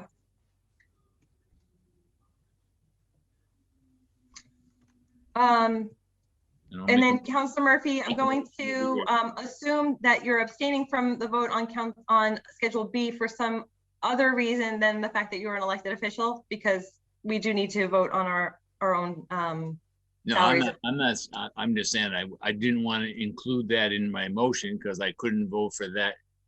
Since I tried to vote for A, I couldn't vote. If we were going to do them all together, I couldn't vote for it because I don't agree with B. Okay.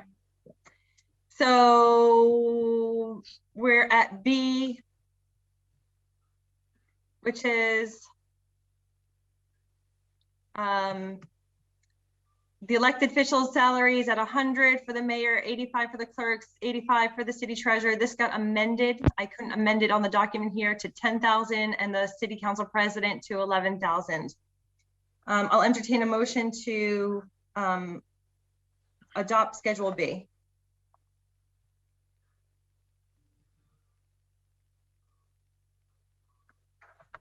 I'm not hearing anything. Make a motion to adopt Schedule B. The motion has been made and seconded to adopt Schedule B. All in favor? Aye. Aye. 3, and any opposed? No. So moved. So the first vote is 3 in Schedule A is 3 in favor, 1 abstain.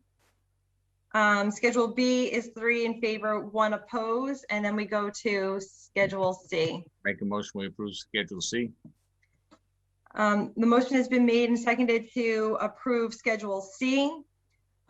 This includes the amendments for $15 an hour for the stenographer and the matron position. All in favor? Aye.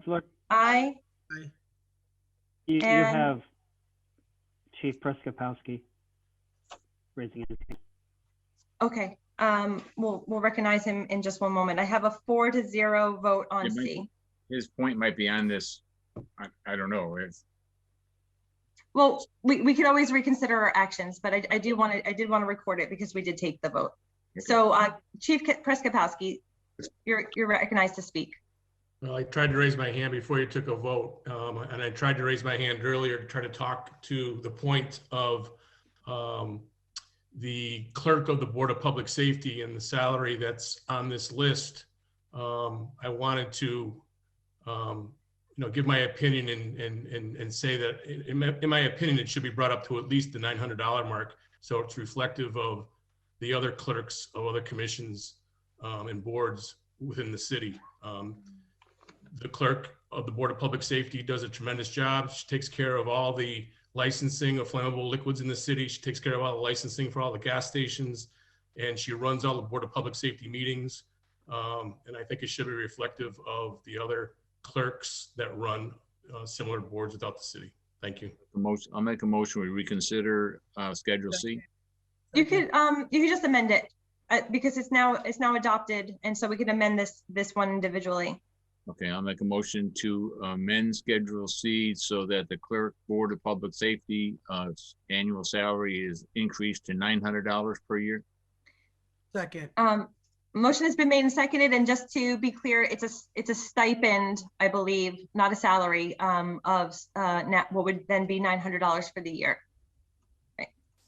So the motion has been made and seconded to increase the clerk for the Board of Public Safety to a $900 stipend for the year. All in favor? Aye. Aye. Thank you, everyone. I appreciate it. You're welcome. 4-0 vote. Okay.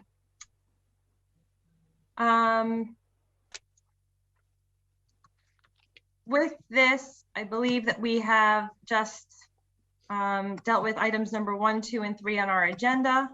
Make a motion we take up item 4A and 4B. Second.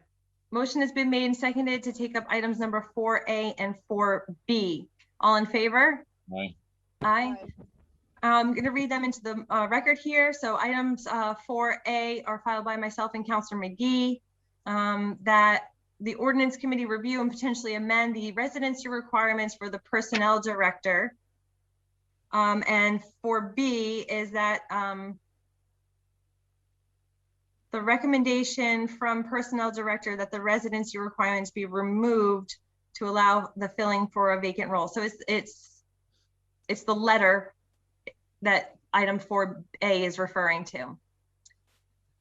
Okay, so under discussion, this was filed by Councilor McGee and myself at the request of our, sorry, I'm looking for my Zoom.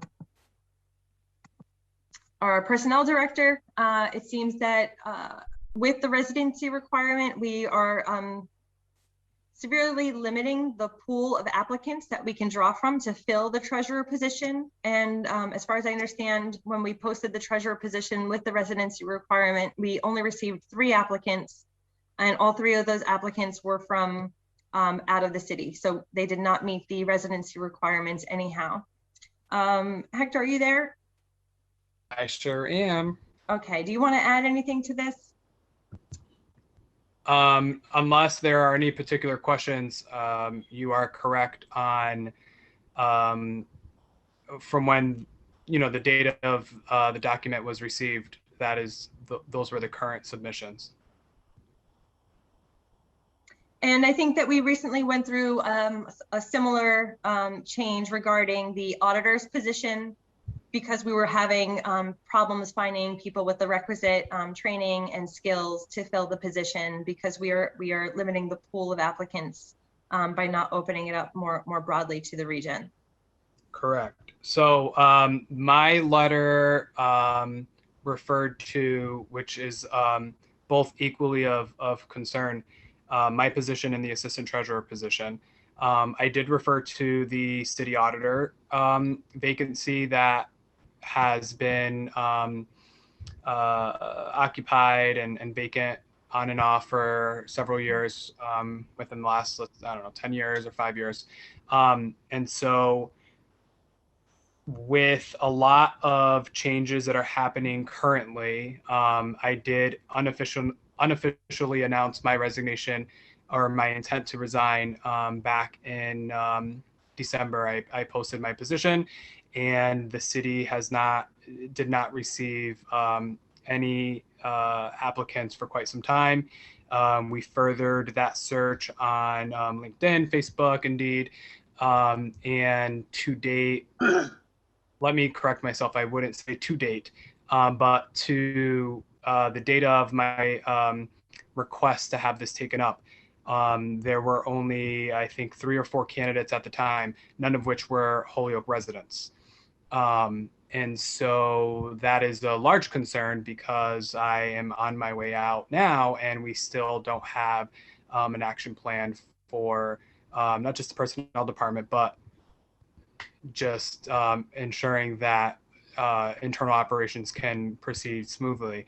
And so with that, my department works very closely with the treasurer's office, and with the recent announcement or departure of our city treasurer, and several months ago losing the assistant city treasurer, the treasurer's office is now a 2-person department, which was once a 4-person department, or a 3.5-person, with 1 person being split with the tax collectors. And as you know, our tax collector is now acting in the capacity of the city treasurer, which now means realistically and operationally, there's just too many moving pieces. And so with my departure and my department, thankfully, you guys have passed for us to have an extra person. So now I'm leaving, and now there's still 2 people. But with the personnel office assisting and working closely with the treasurer's office, and with the previous treasurer's departure and Katie Jakowski taking that office on, and there would be no secret, I'm sure Katie Jakowski is still hands-on with the tax collector's office, because she's very talented and is able to balance many obstacles at once. So I think it's just very important for us to be staffed and be able to attract potential candidates. And as of current, my position has not been so lucky. The treasurer's office has received a lot of interest. Unfortunately, none of whom are Holyoke residents. So Katie and I did conduct assistant treasurer interviews a couple of weeks ago. I believe there were about 8 finalists out of a large handful of people who applied, and we downsized the applicants to folks that were actually qualified to take on that role. And so out of those 8 or 9 candidates, they are certainly qualified. However, they are not residents, and there is no immediate interest, unfortunately, to perhaps sell their home and move to Holyoke. in the short time that we need them to be here and fill this vacancy. So I think it's really, at the end of the day, the same basis right now that there was when you guys were searching for a city auditor. And thankfully, we found a city auditor that does reside in Holyoke. However, upon that search, it was after the residency requirement was removed. And I think prior to that, there is an example of having this residency requirement, although with probably good intent, it really does put up a block for recruitment. And so my request is to, if, to ensure internal operations and make sure that everything is running smoothly for all departments. And there is a significant trickle down effect for both these departments, treasurer and personnel. My request would be for the residency requirement to be removed for both positions so that they can be filled. Okay, thank you for clarifying that. Councilor Murphy and then Councilor McGivern. Yeah, I mean, first of all, thank you for the letter and a recommendation, Hector, bringing it to our attention. And I think we've got to move. I think we need to move fast.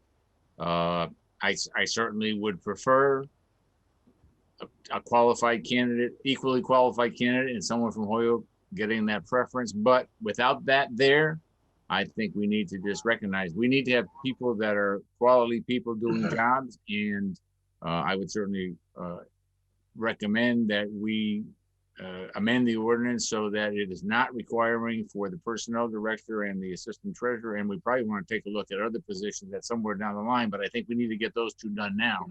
It's So the full treasurer position, just to be clear. It's the treasurer itself.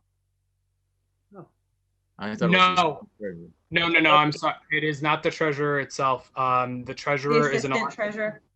Correct. Treasurer is an elected position, and so that does have a residency requirement. And we've looked into if there is a temporary appointment, that residency requirement perhaps would follow, considering the elected status.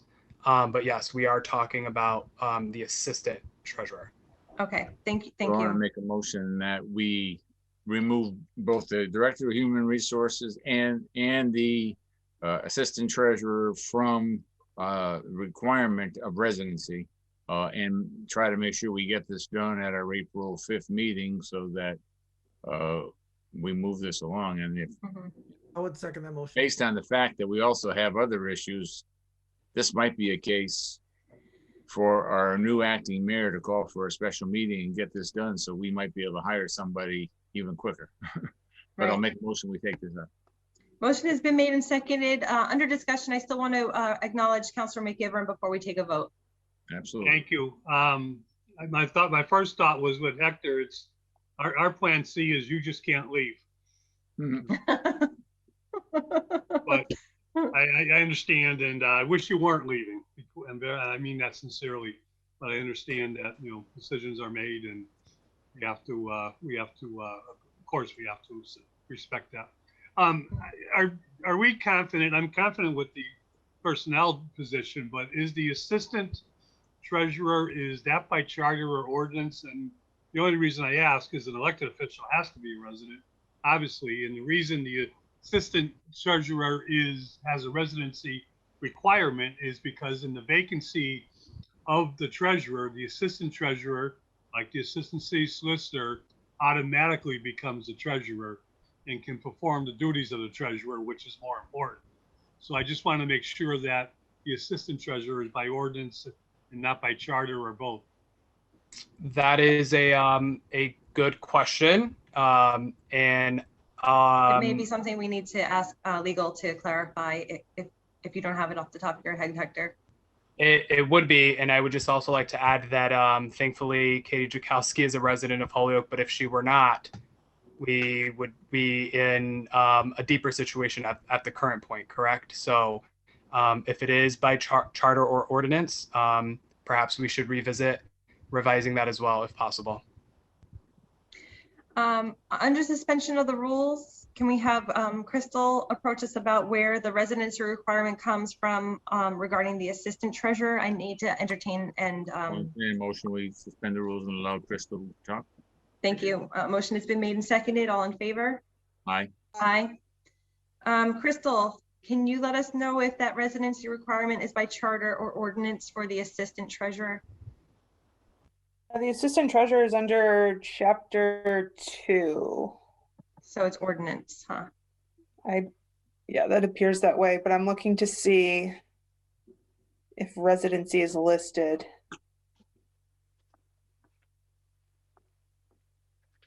Doesn't say anything about residency under assistant treasurer.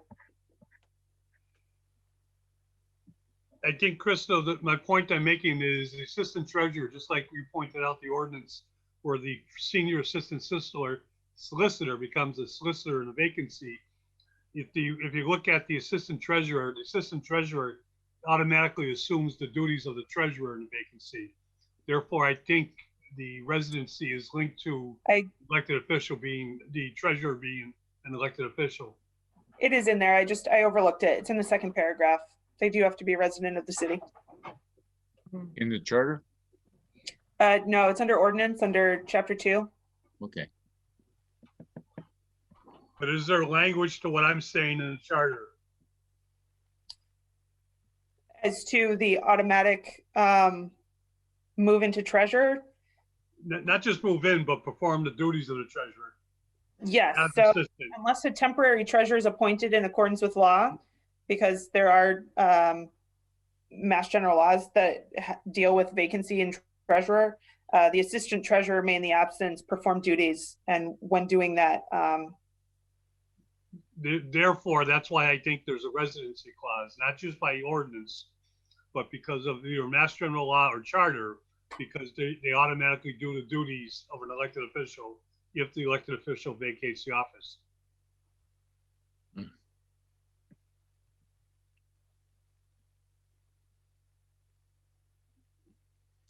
I think given that it's a temporary move and they're not actually, they would be serving as acting treasurer. I don't think that. No, it's automatic. As assistant treasurer, they perform, this is their job, not as treasurer, but as assistant treasurer. I see what you're saying. So their job as assistant treasurer is to perform the duties of the treasurer without actually taking on the title of treasurer. Okay. Crystal, is that an accurate interpretation?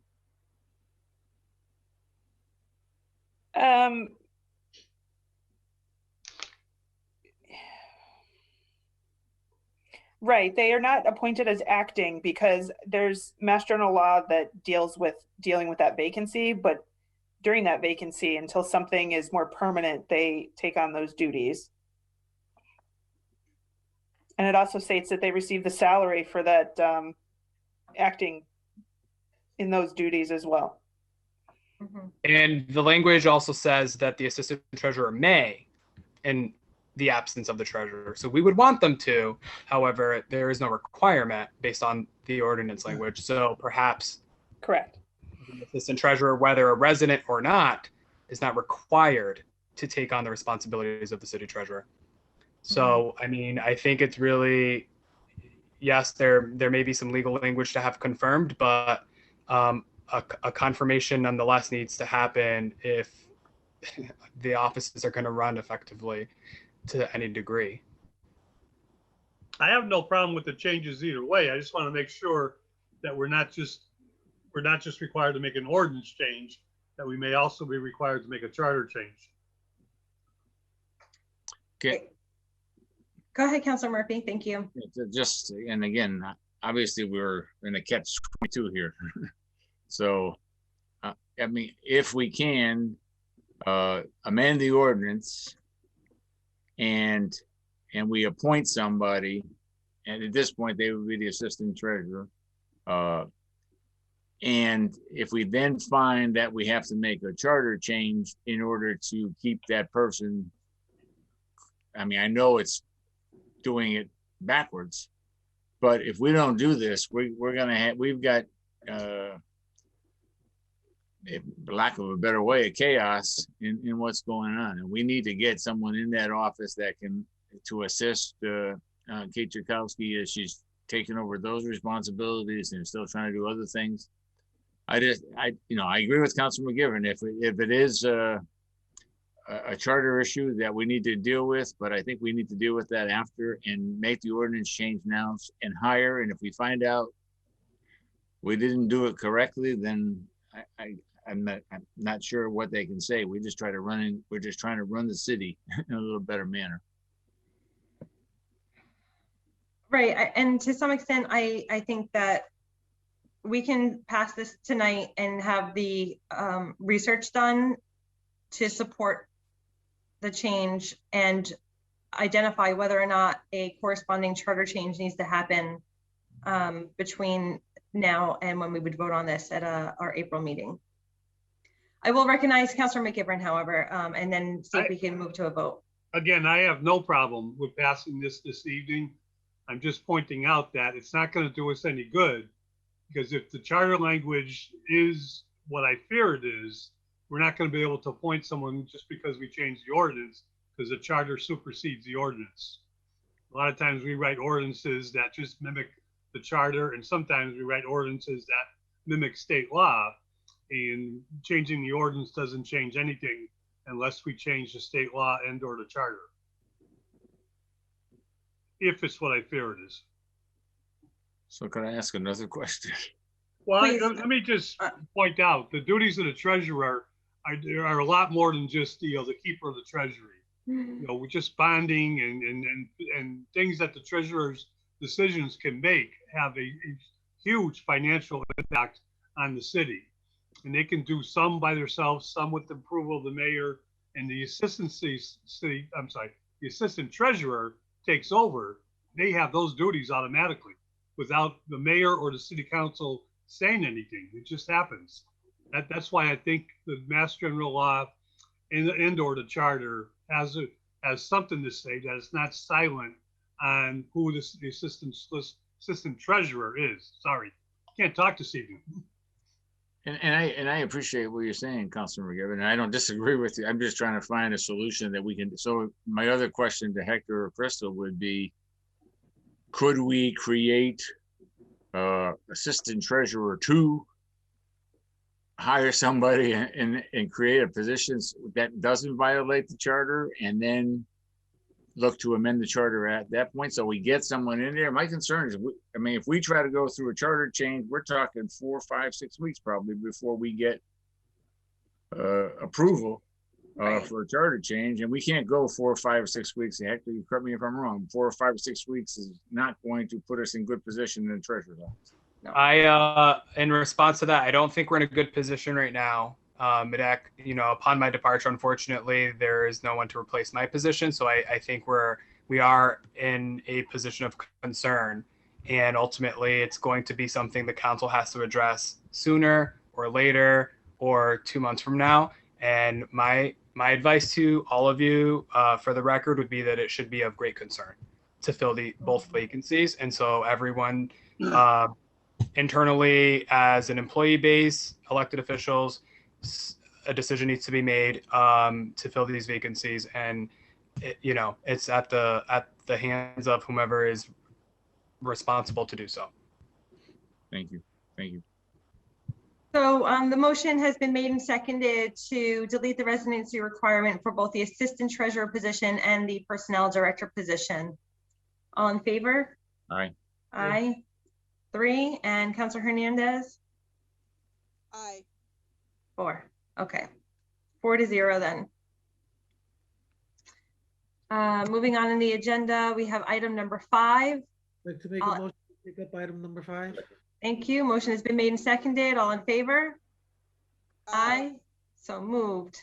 This is filed by myself on behalf of the auditor and the engineer, that the city council create a revolving fund to be set up for the city's municipal rideshare funding received by the state through the Transportation Network Company. So what we learned at our previous meeting is that the city receives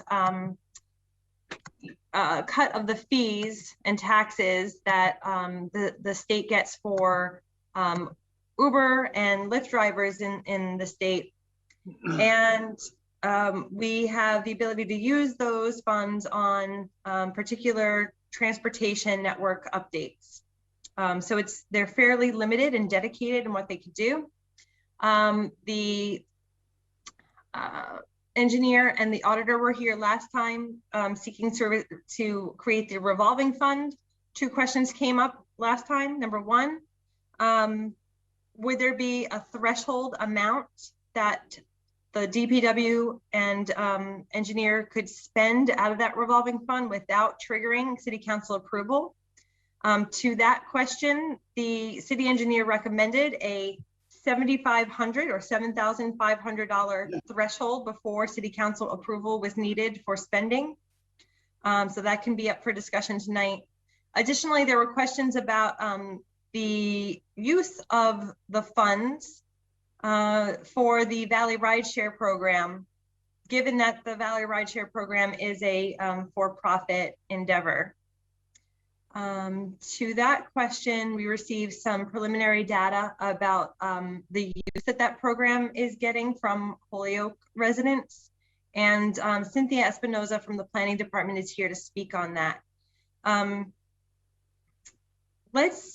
Because the conversation about the expenditure is a little bit outside of the order, I would love if we could focus on the order and establishing the revolving fund before we hear from Cynthia specifically about the rideshare program. I see a hand from Councilor McGivern. I just want to clarify my comments from the last meeting, because I think we're waiting for an opinion from Crystal about the fact that Valley Rideshare, which I'm in favor of.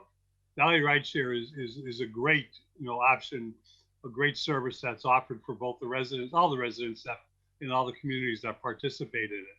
I have no problem with that. What I have a problem with is and was an example that I used of using it money through a revolving fund that could be used for city services and giving it to someone who's making a profit. I don't think it's legal that we can do it, yet alone even think it's the right thing to do. But the issue on the revolving fund is I'm not too sure what the limitations are, and maybe Bob can highlight them a little better in terms of what we can use those dollars for. And the reason I say that is anytime you create a revolving fund, it takes a revenue stream out of the budget. Now picture us in June when the auditor comes to us and shows us a draft of the initial, I call it the cherry sheet, but of the initial recap sheet itself. Those monies don't go into the recap.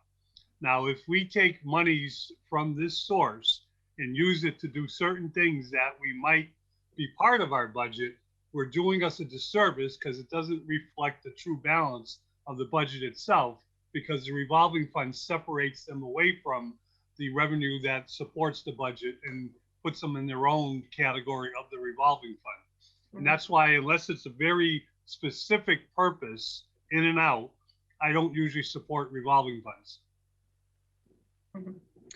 Okay, so let's hear from Mr. Parent, our city engineer, to see if we could get some more clarification about the use of the funds. Sure.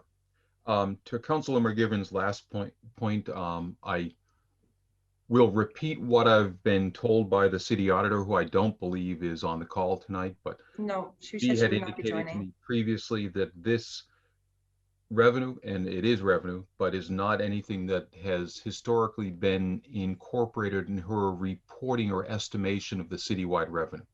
So it's not a number that's in a number that then gets taken away presently if a revolving loan fund gets set up. It certainly could be put into that number. It just hasn't been in the past. Hasn't been something that, as she estimates the total revenue for the city, hasn't been something that she has tracked. Then in terms of what these funds can be spent for, they need to be spent on, the language is transportation network related improvements. And that's really a very broad statement. Really anything related to transportation activities and or transportation systems, roadways, pathways, anything of the like, as well as the systems that might use those, that infrastructure. Okay, and so I think can you just say one more time? So this is money coming from the state, and do you have a sense of where they have been coming into the city from? I mean, I think I need some more clarification on the points that you just made regarding what Tanya has been saying about how they have not actually been used in the calculations. And I know it's not your job, Bob, but I would love for you to just clarify that initial point that you made. What she recounted to me is that, one, it's a very new revenue source. It only appeared 3 years ago. We didn't expect it when it was coming. So if something's not expected, it can't be factored into revenue projections, since it's not even aware of or known at that point.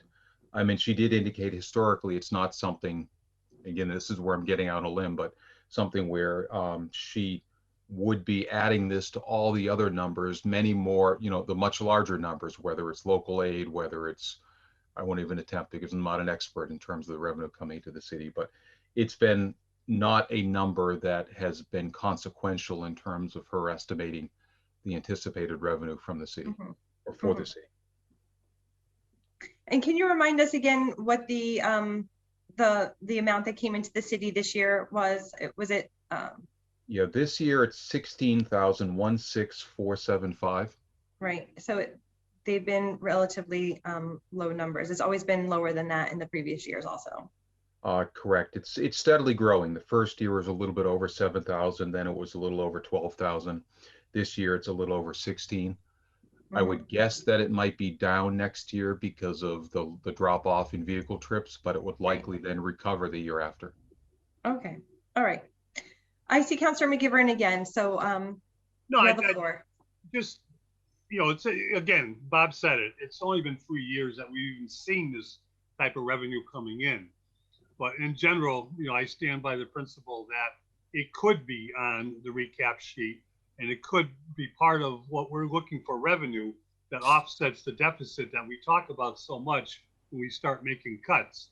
There's a lot of revenue like this. I mean, $16,000 isn't a make or break it when it comes to the deficit on June 30th of every year. But when you start adding up revolving funds and you start adding up revenue that comes in to pay for things that are in the budget, for example, the police department, the way they pay for some patrol officers' salaries, are now trying to transfer $200,000 out of patrol officers into their overtime account. And they've been doing that routinely. This is what we need a better handle on. And when we create these grant monies or other source revenue monies and separate them from the budget, we're not doing a true service to what we're trying to do and balance the budget so we know where we stand for the whole year. So I think this area that, you know, that the auditor and Bob has pointed out to us, there's plenty of need in our line items in our DPW budget alone. There's plenty of need for these dollars to be spent on infrastructure, transportation infrastructure within the city.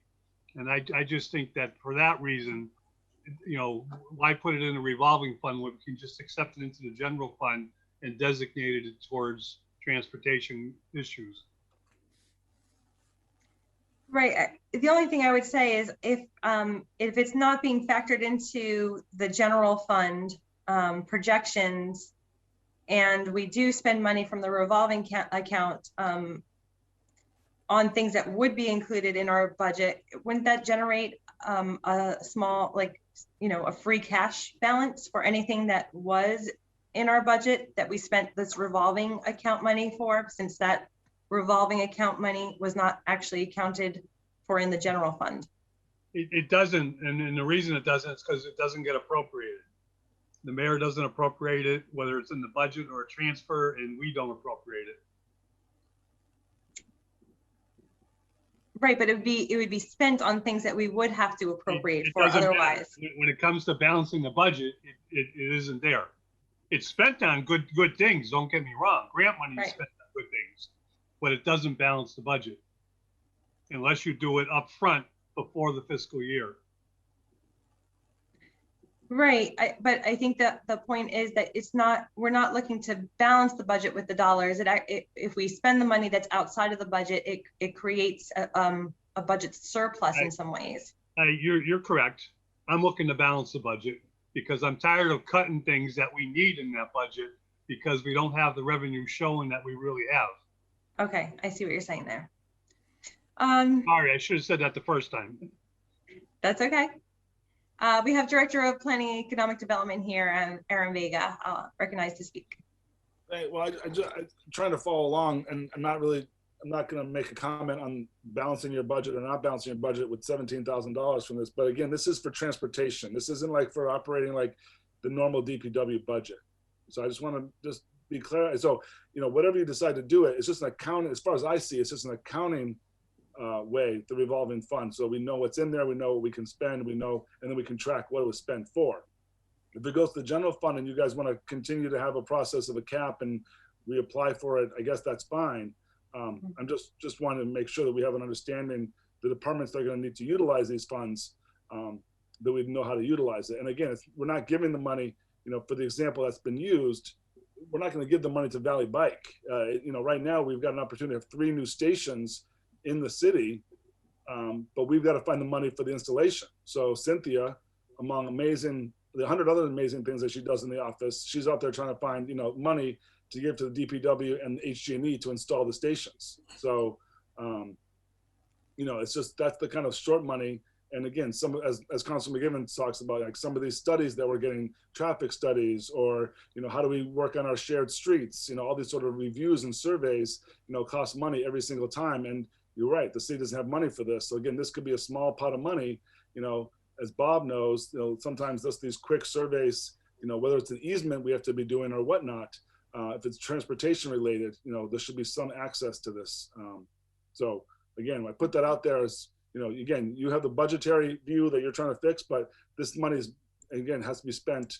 It's similar to when we're going to have the discussion in a couple of weeks about the cannabis impact fee. This is not about your general fund. This is above and beyond. So whether you want to look at it as a surplus or fixing a gap, you guys can figure that part out. But we've got to find a way that we can access the money, whether with approval or not approval, what those parameters are. Mm-hmm. Is there anyone else from the committee who would like to speak?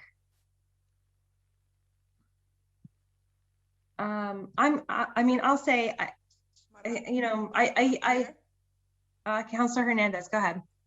No, I can speak after you, Madam Chair. No, I'm the chair. I shouldn't speak as much.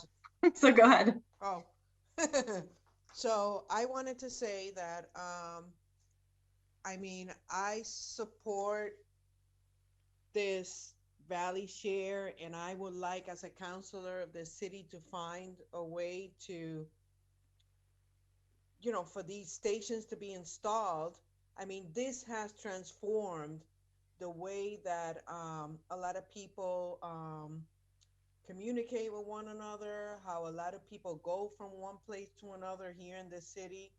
They just transformed the way of living, and they made it more friendlier, just a different way of living. I don't know how to explain it very well, but it's a transformative change, and I would like to see how can we move forward with finding a solution and a way to have these stations installed. That's all that I wanted to say. Thank you. Thank you. So I do want to reiterate that what's before us is just figuring out a way to either create or not create the revolving fund. The auditor and the engineer have requested that we create the revolving fund for accounting purposes. The monies can only be spent on a limited number of items, and so from their perspective, the revolving fund makes sense because the money can come in and be dedicated to those transportation network improvements. And they were requesting, if we did go ahead to establish the revolving fund, a threshold of $7,500 before needing city council approval to spend those funds. I do value and understand the points that Councilor McGivern is making about the ability to essentially create a buffer or the appearance of more money in the budget, because if the money comes into the general fund, we see it there and it helps to balance the budget.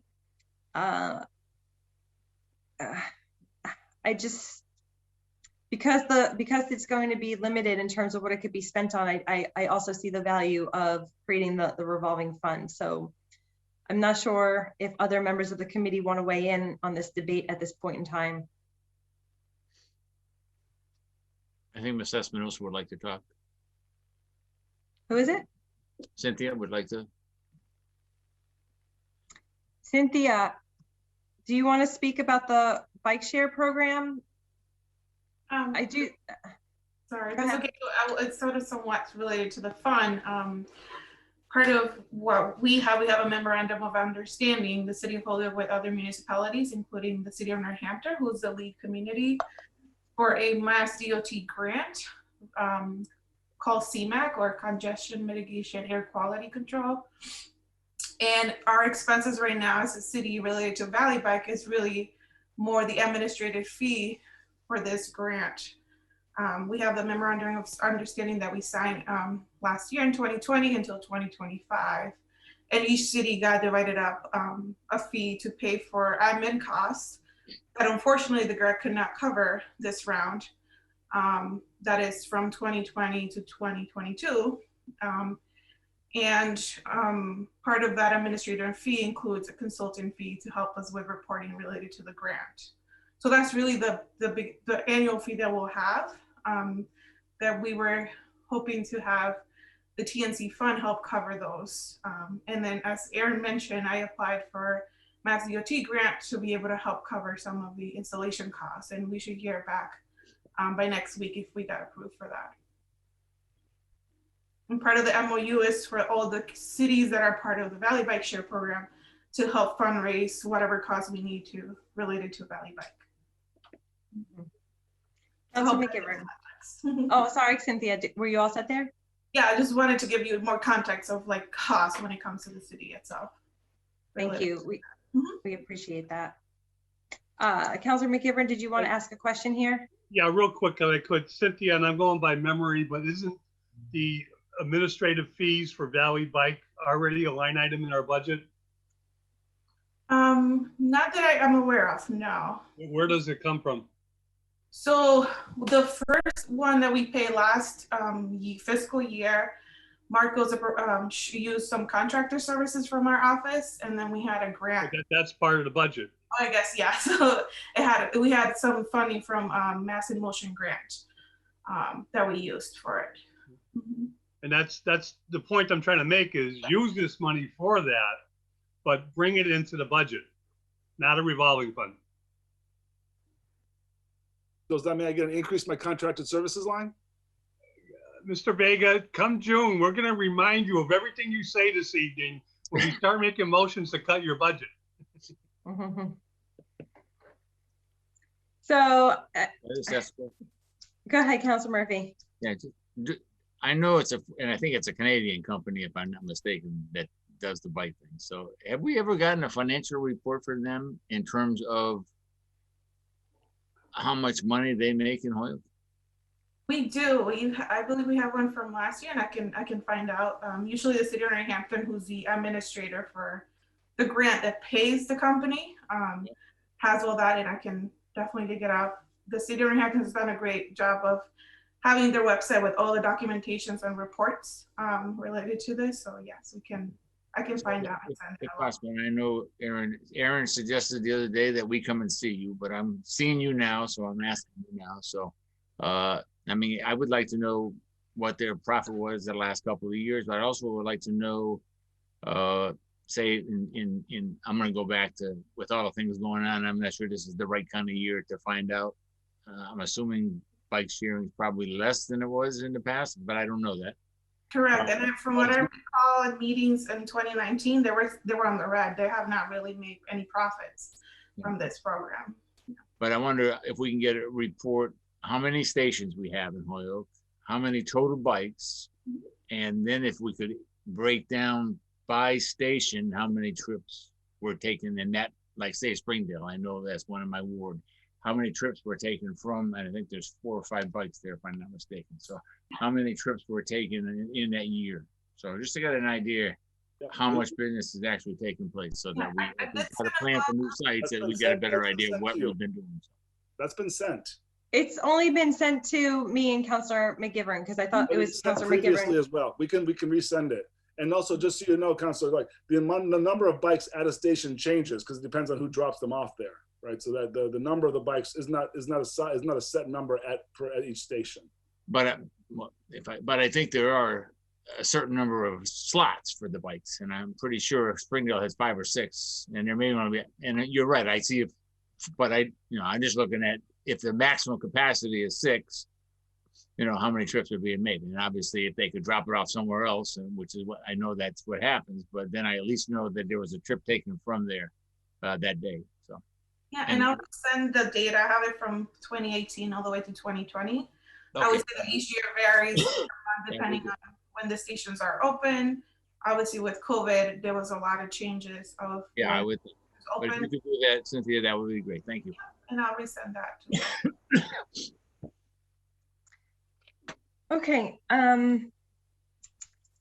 Councilor Murphy, do you want to look at that information before we move forward on the revolving fund?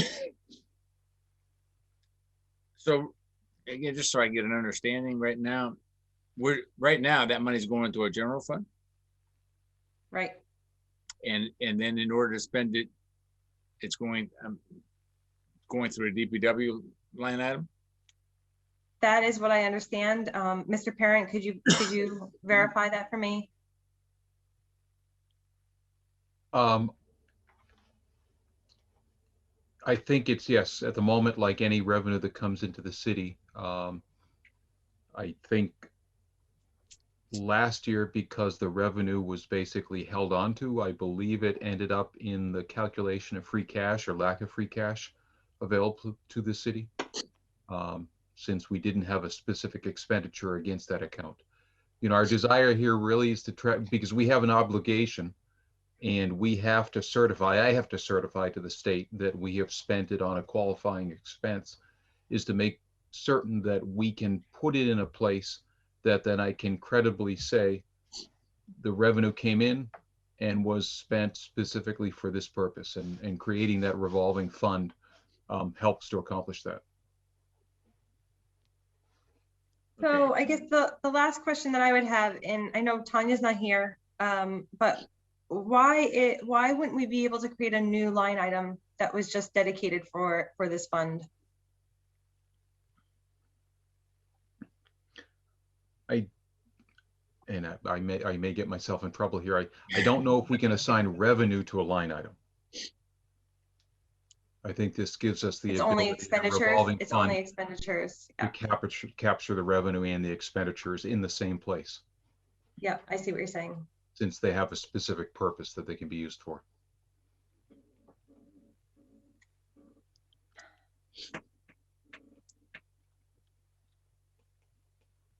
Yeah, but then the question is, then how were you accessing it previously? It had to be through a line item within the DPW. And so it was attached to an existing line item. It may not have been, what's the best way to put it? What I reported to the state and the way that the funds were actually handled may not have been entirely the same. I'll leave it at that. Okay. It came in as revenue. It was received as revenue, and like any other revenue that came into the city. And we did accomplish through the DPW transportation related work. So credibly, I can say that it came in and went back out again for a purpose, but it was not specifically tracked for that purpose. You mean when you say tracked, dedicated? From the time that it came in, dedicated to the appropriate type of expenditure that it should be used for. Correct. It just came in a lump sum somewhere, and then we wound up spending it properly, but it wasn't dedicated all throughout the process. Correct. So that's the difference there. Again, I see value in both conceptions. I'm inclined to make life easier for our departments. So if the engineer believes that the revolving fund is a more appropriate way to track the funds that are coming in, I'm inclined to move in that direction towards the revolving fund. But we are a committee, so I would love to hear the thoughts of other members. And if we're not ready to vote, I'd like a motion to table.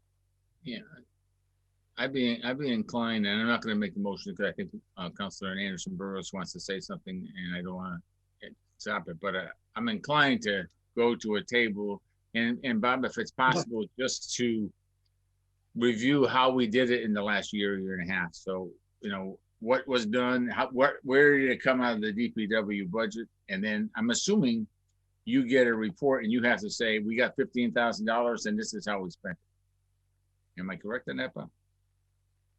I don't get a specific report. You know, I don't track revenue as it comes into the city, so I can't follow that dollar that comes in and says we spent that dollar on this purpose. We spend a lot of dollars that we receive through revenue that get allocated to the DPW. Okay. I mean, I'm probably going to go along, but I think for now, I would probably ask that we just take a little more time to review it and maybe get Tanya in here again, just to kind of go over that as well and how it was happening before. My gut is I'm probably going to go with the revolving fund, but a little more time, I would feel more comfortable.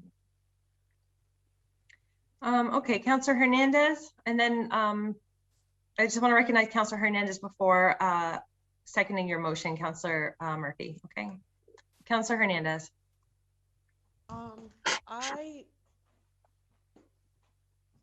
I'm not inclined on tabling this. And I mean, if the ultimate decision is going to be going to a revolving fund, then why are we going to spend more time? I'm looking into that. If the way that they're presenting is that they're suggesting that it's more feasible through a revolving fund, then I would like to, I would support that that method instead of tabling it again. Thank you. Second. Are you seconding the motion for the revolving fund? Yes. Motion has been made and seconded to create the revolving fund. How many votes you need to create a revolving fund at the full city council level? I'm unsure. I would imagine a simple majority.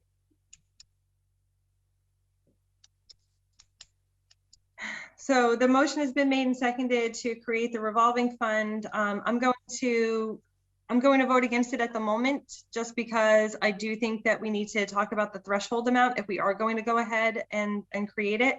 And I don't think that we have been able to have that discussion this evening. So on the motion, all in favor for creating the revolving fund? Aye. Aye as is one, and Councilor Hernandez, is that a two? And then any opposed is myself and Councilor Murphy. So it's a 2-2 vote. So it fails for lack of a majority, and we'll take it up. I'll make a motion we table it to our next meeting. Motion made and seconded to table this item for our next meeting. All in favor? Aye. No. Any opposed? No. Do you need anything else from us for that meeting? It sounds like it's more the technical stuff. Do you need the reports from Cynthia? And that's pretty much what you need from our office? Yeah, send them along, but I don't think we need you for the next meeting. Thank you though. And thanks so much for being here this evening, Aaron and Cynthia. We do appreciate. You'll get some sleep. You got a baby in there, so get some sleep. Thank you, Cynthia. Nice to meet you. Thanks, Aaron, Bob. Thank you. Thank you. See you guys. Thank you. My battery is running low, so I'm gonna have to plug in just a second. Let's bring up the next set of orders and see if we can wrap things up here. So item 6A and 6B. Motion to take up item number 6A and 6B. All in favor? Aye. Aye, so moved. These are two One is an order by Councilor Murphy, which we reviewed in committee previously, to consider an ordinance that would create a penalty for any driver handing out anything from the car window as a traffic safety violation. And B is a letter from Crystal Barnes in response to this order, which we learned would be unconstitutional. So up for discussion. I'm going to plug in my computer, so I'll leave it with you as the maker, Councilor Murphy. Okay. I mean, again, my goal has always been to try to find ways to provide the services that we can offer and to get people who need to accept those services. This was a suggestion that, you know, and I've heard it from all kinds of our departments that deal with humans in need of services, that when people are contributing out of their cars, it's causing people not to accept the services. But I also have seen situations very recently. I've seen two situations where drivers have actually continued to drive while reaching out and handing money. And I know that's a traffic violation, but we're never going to catch them in that way. But I mean, I saw that twice and I actually saw one case where there was a person trying to walk across the street and thought the person was stopping. And that didn't end up. But I appreciate Crystal indicating that, you know, we believe that this would be, we would end up with a lawsuit. And I don't think we need any more lawsuits. So I'm just going to suggest that my order be given leave to withdraw. Second. Unless things have changed, but I'm pretty sure Attorney Barnes will tell me they haven't. I'd second that motion.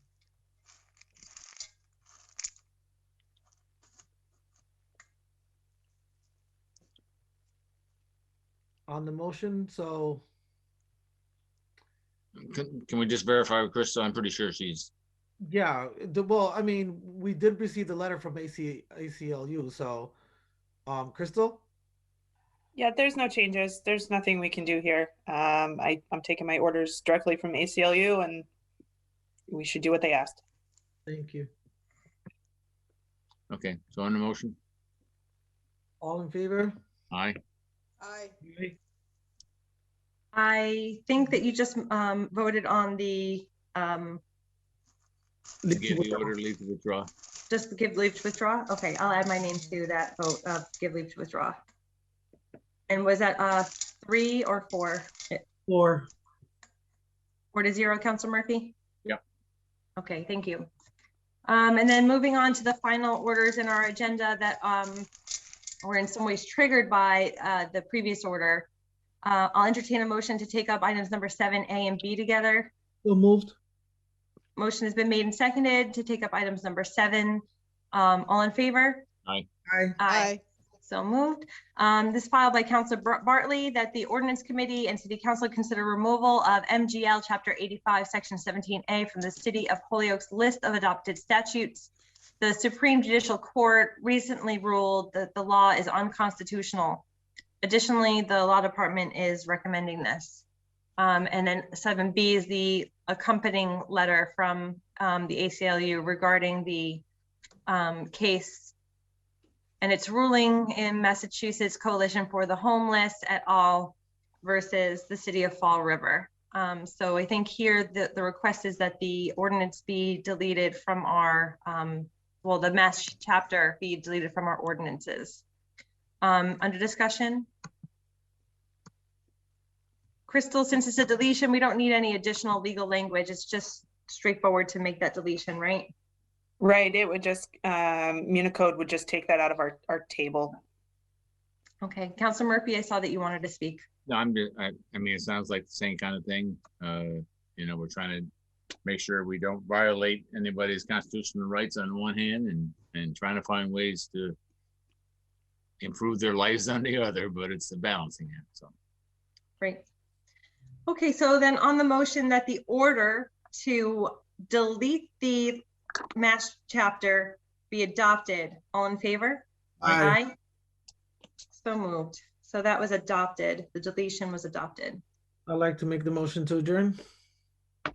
Motion has been made and seconded to adjourn this meeting. All in favor? Aye. Aye. Aye.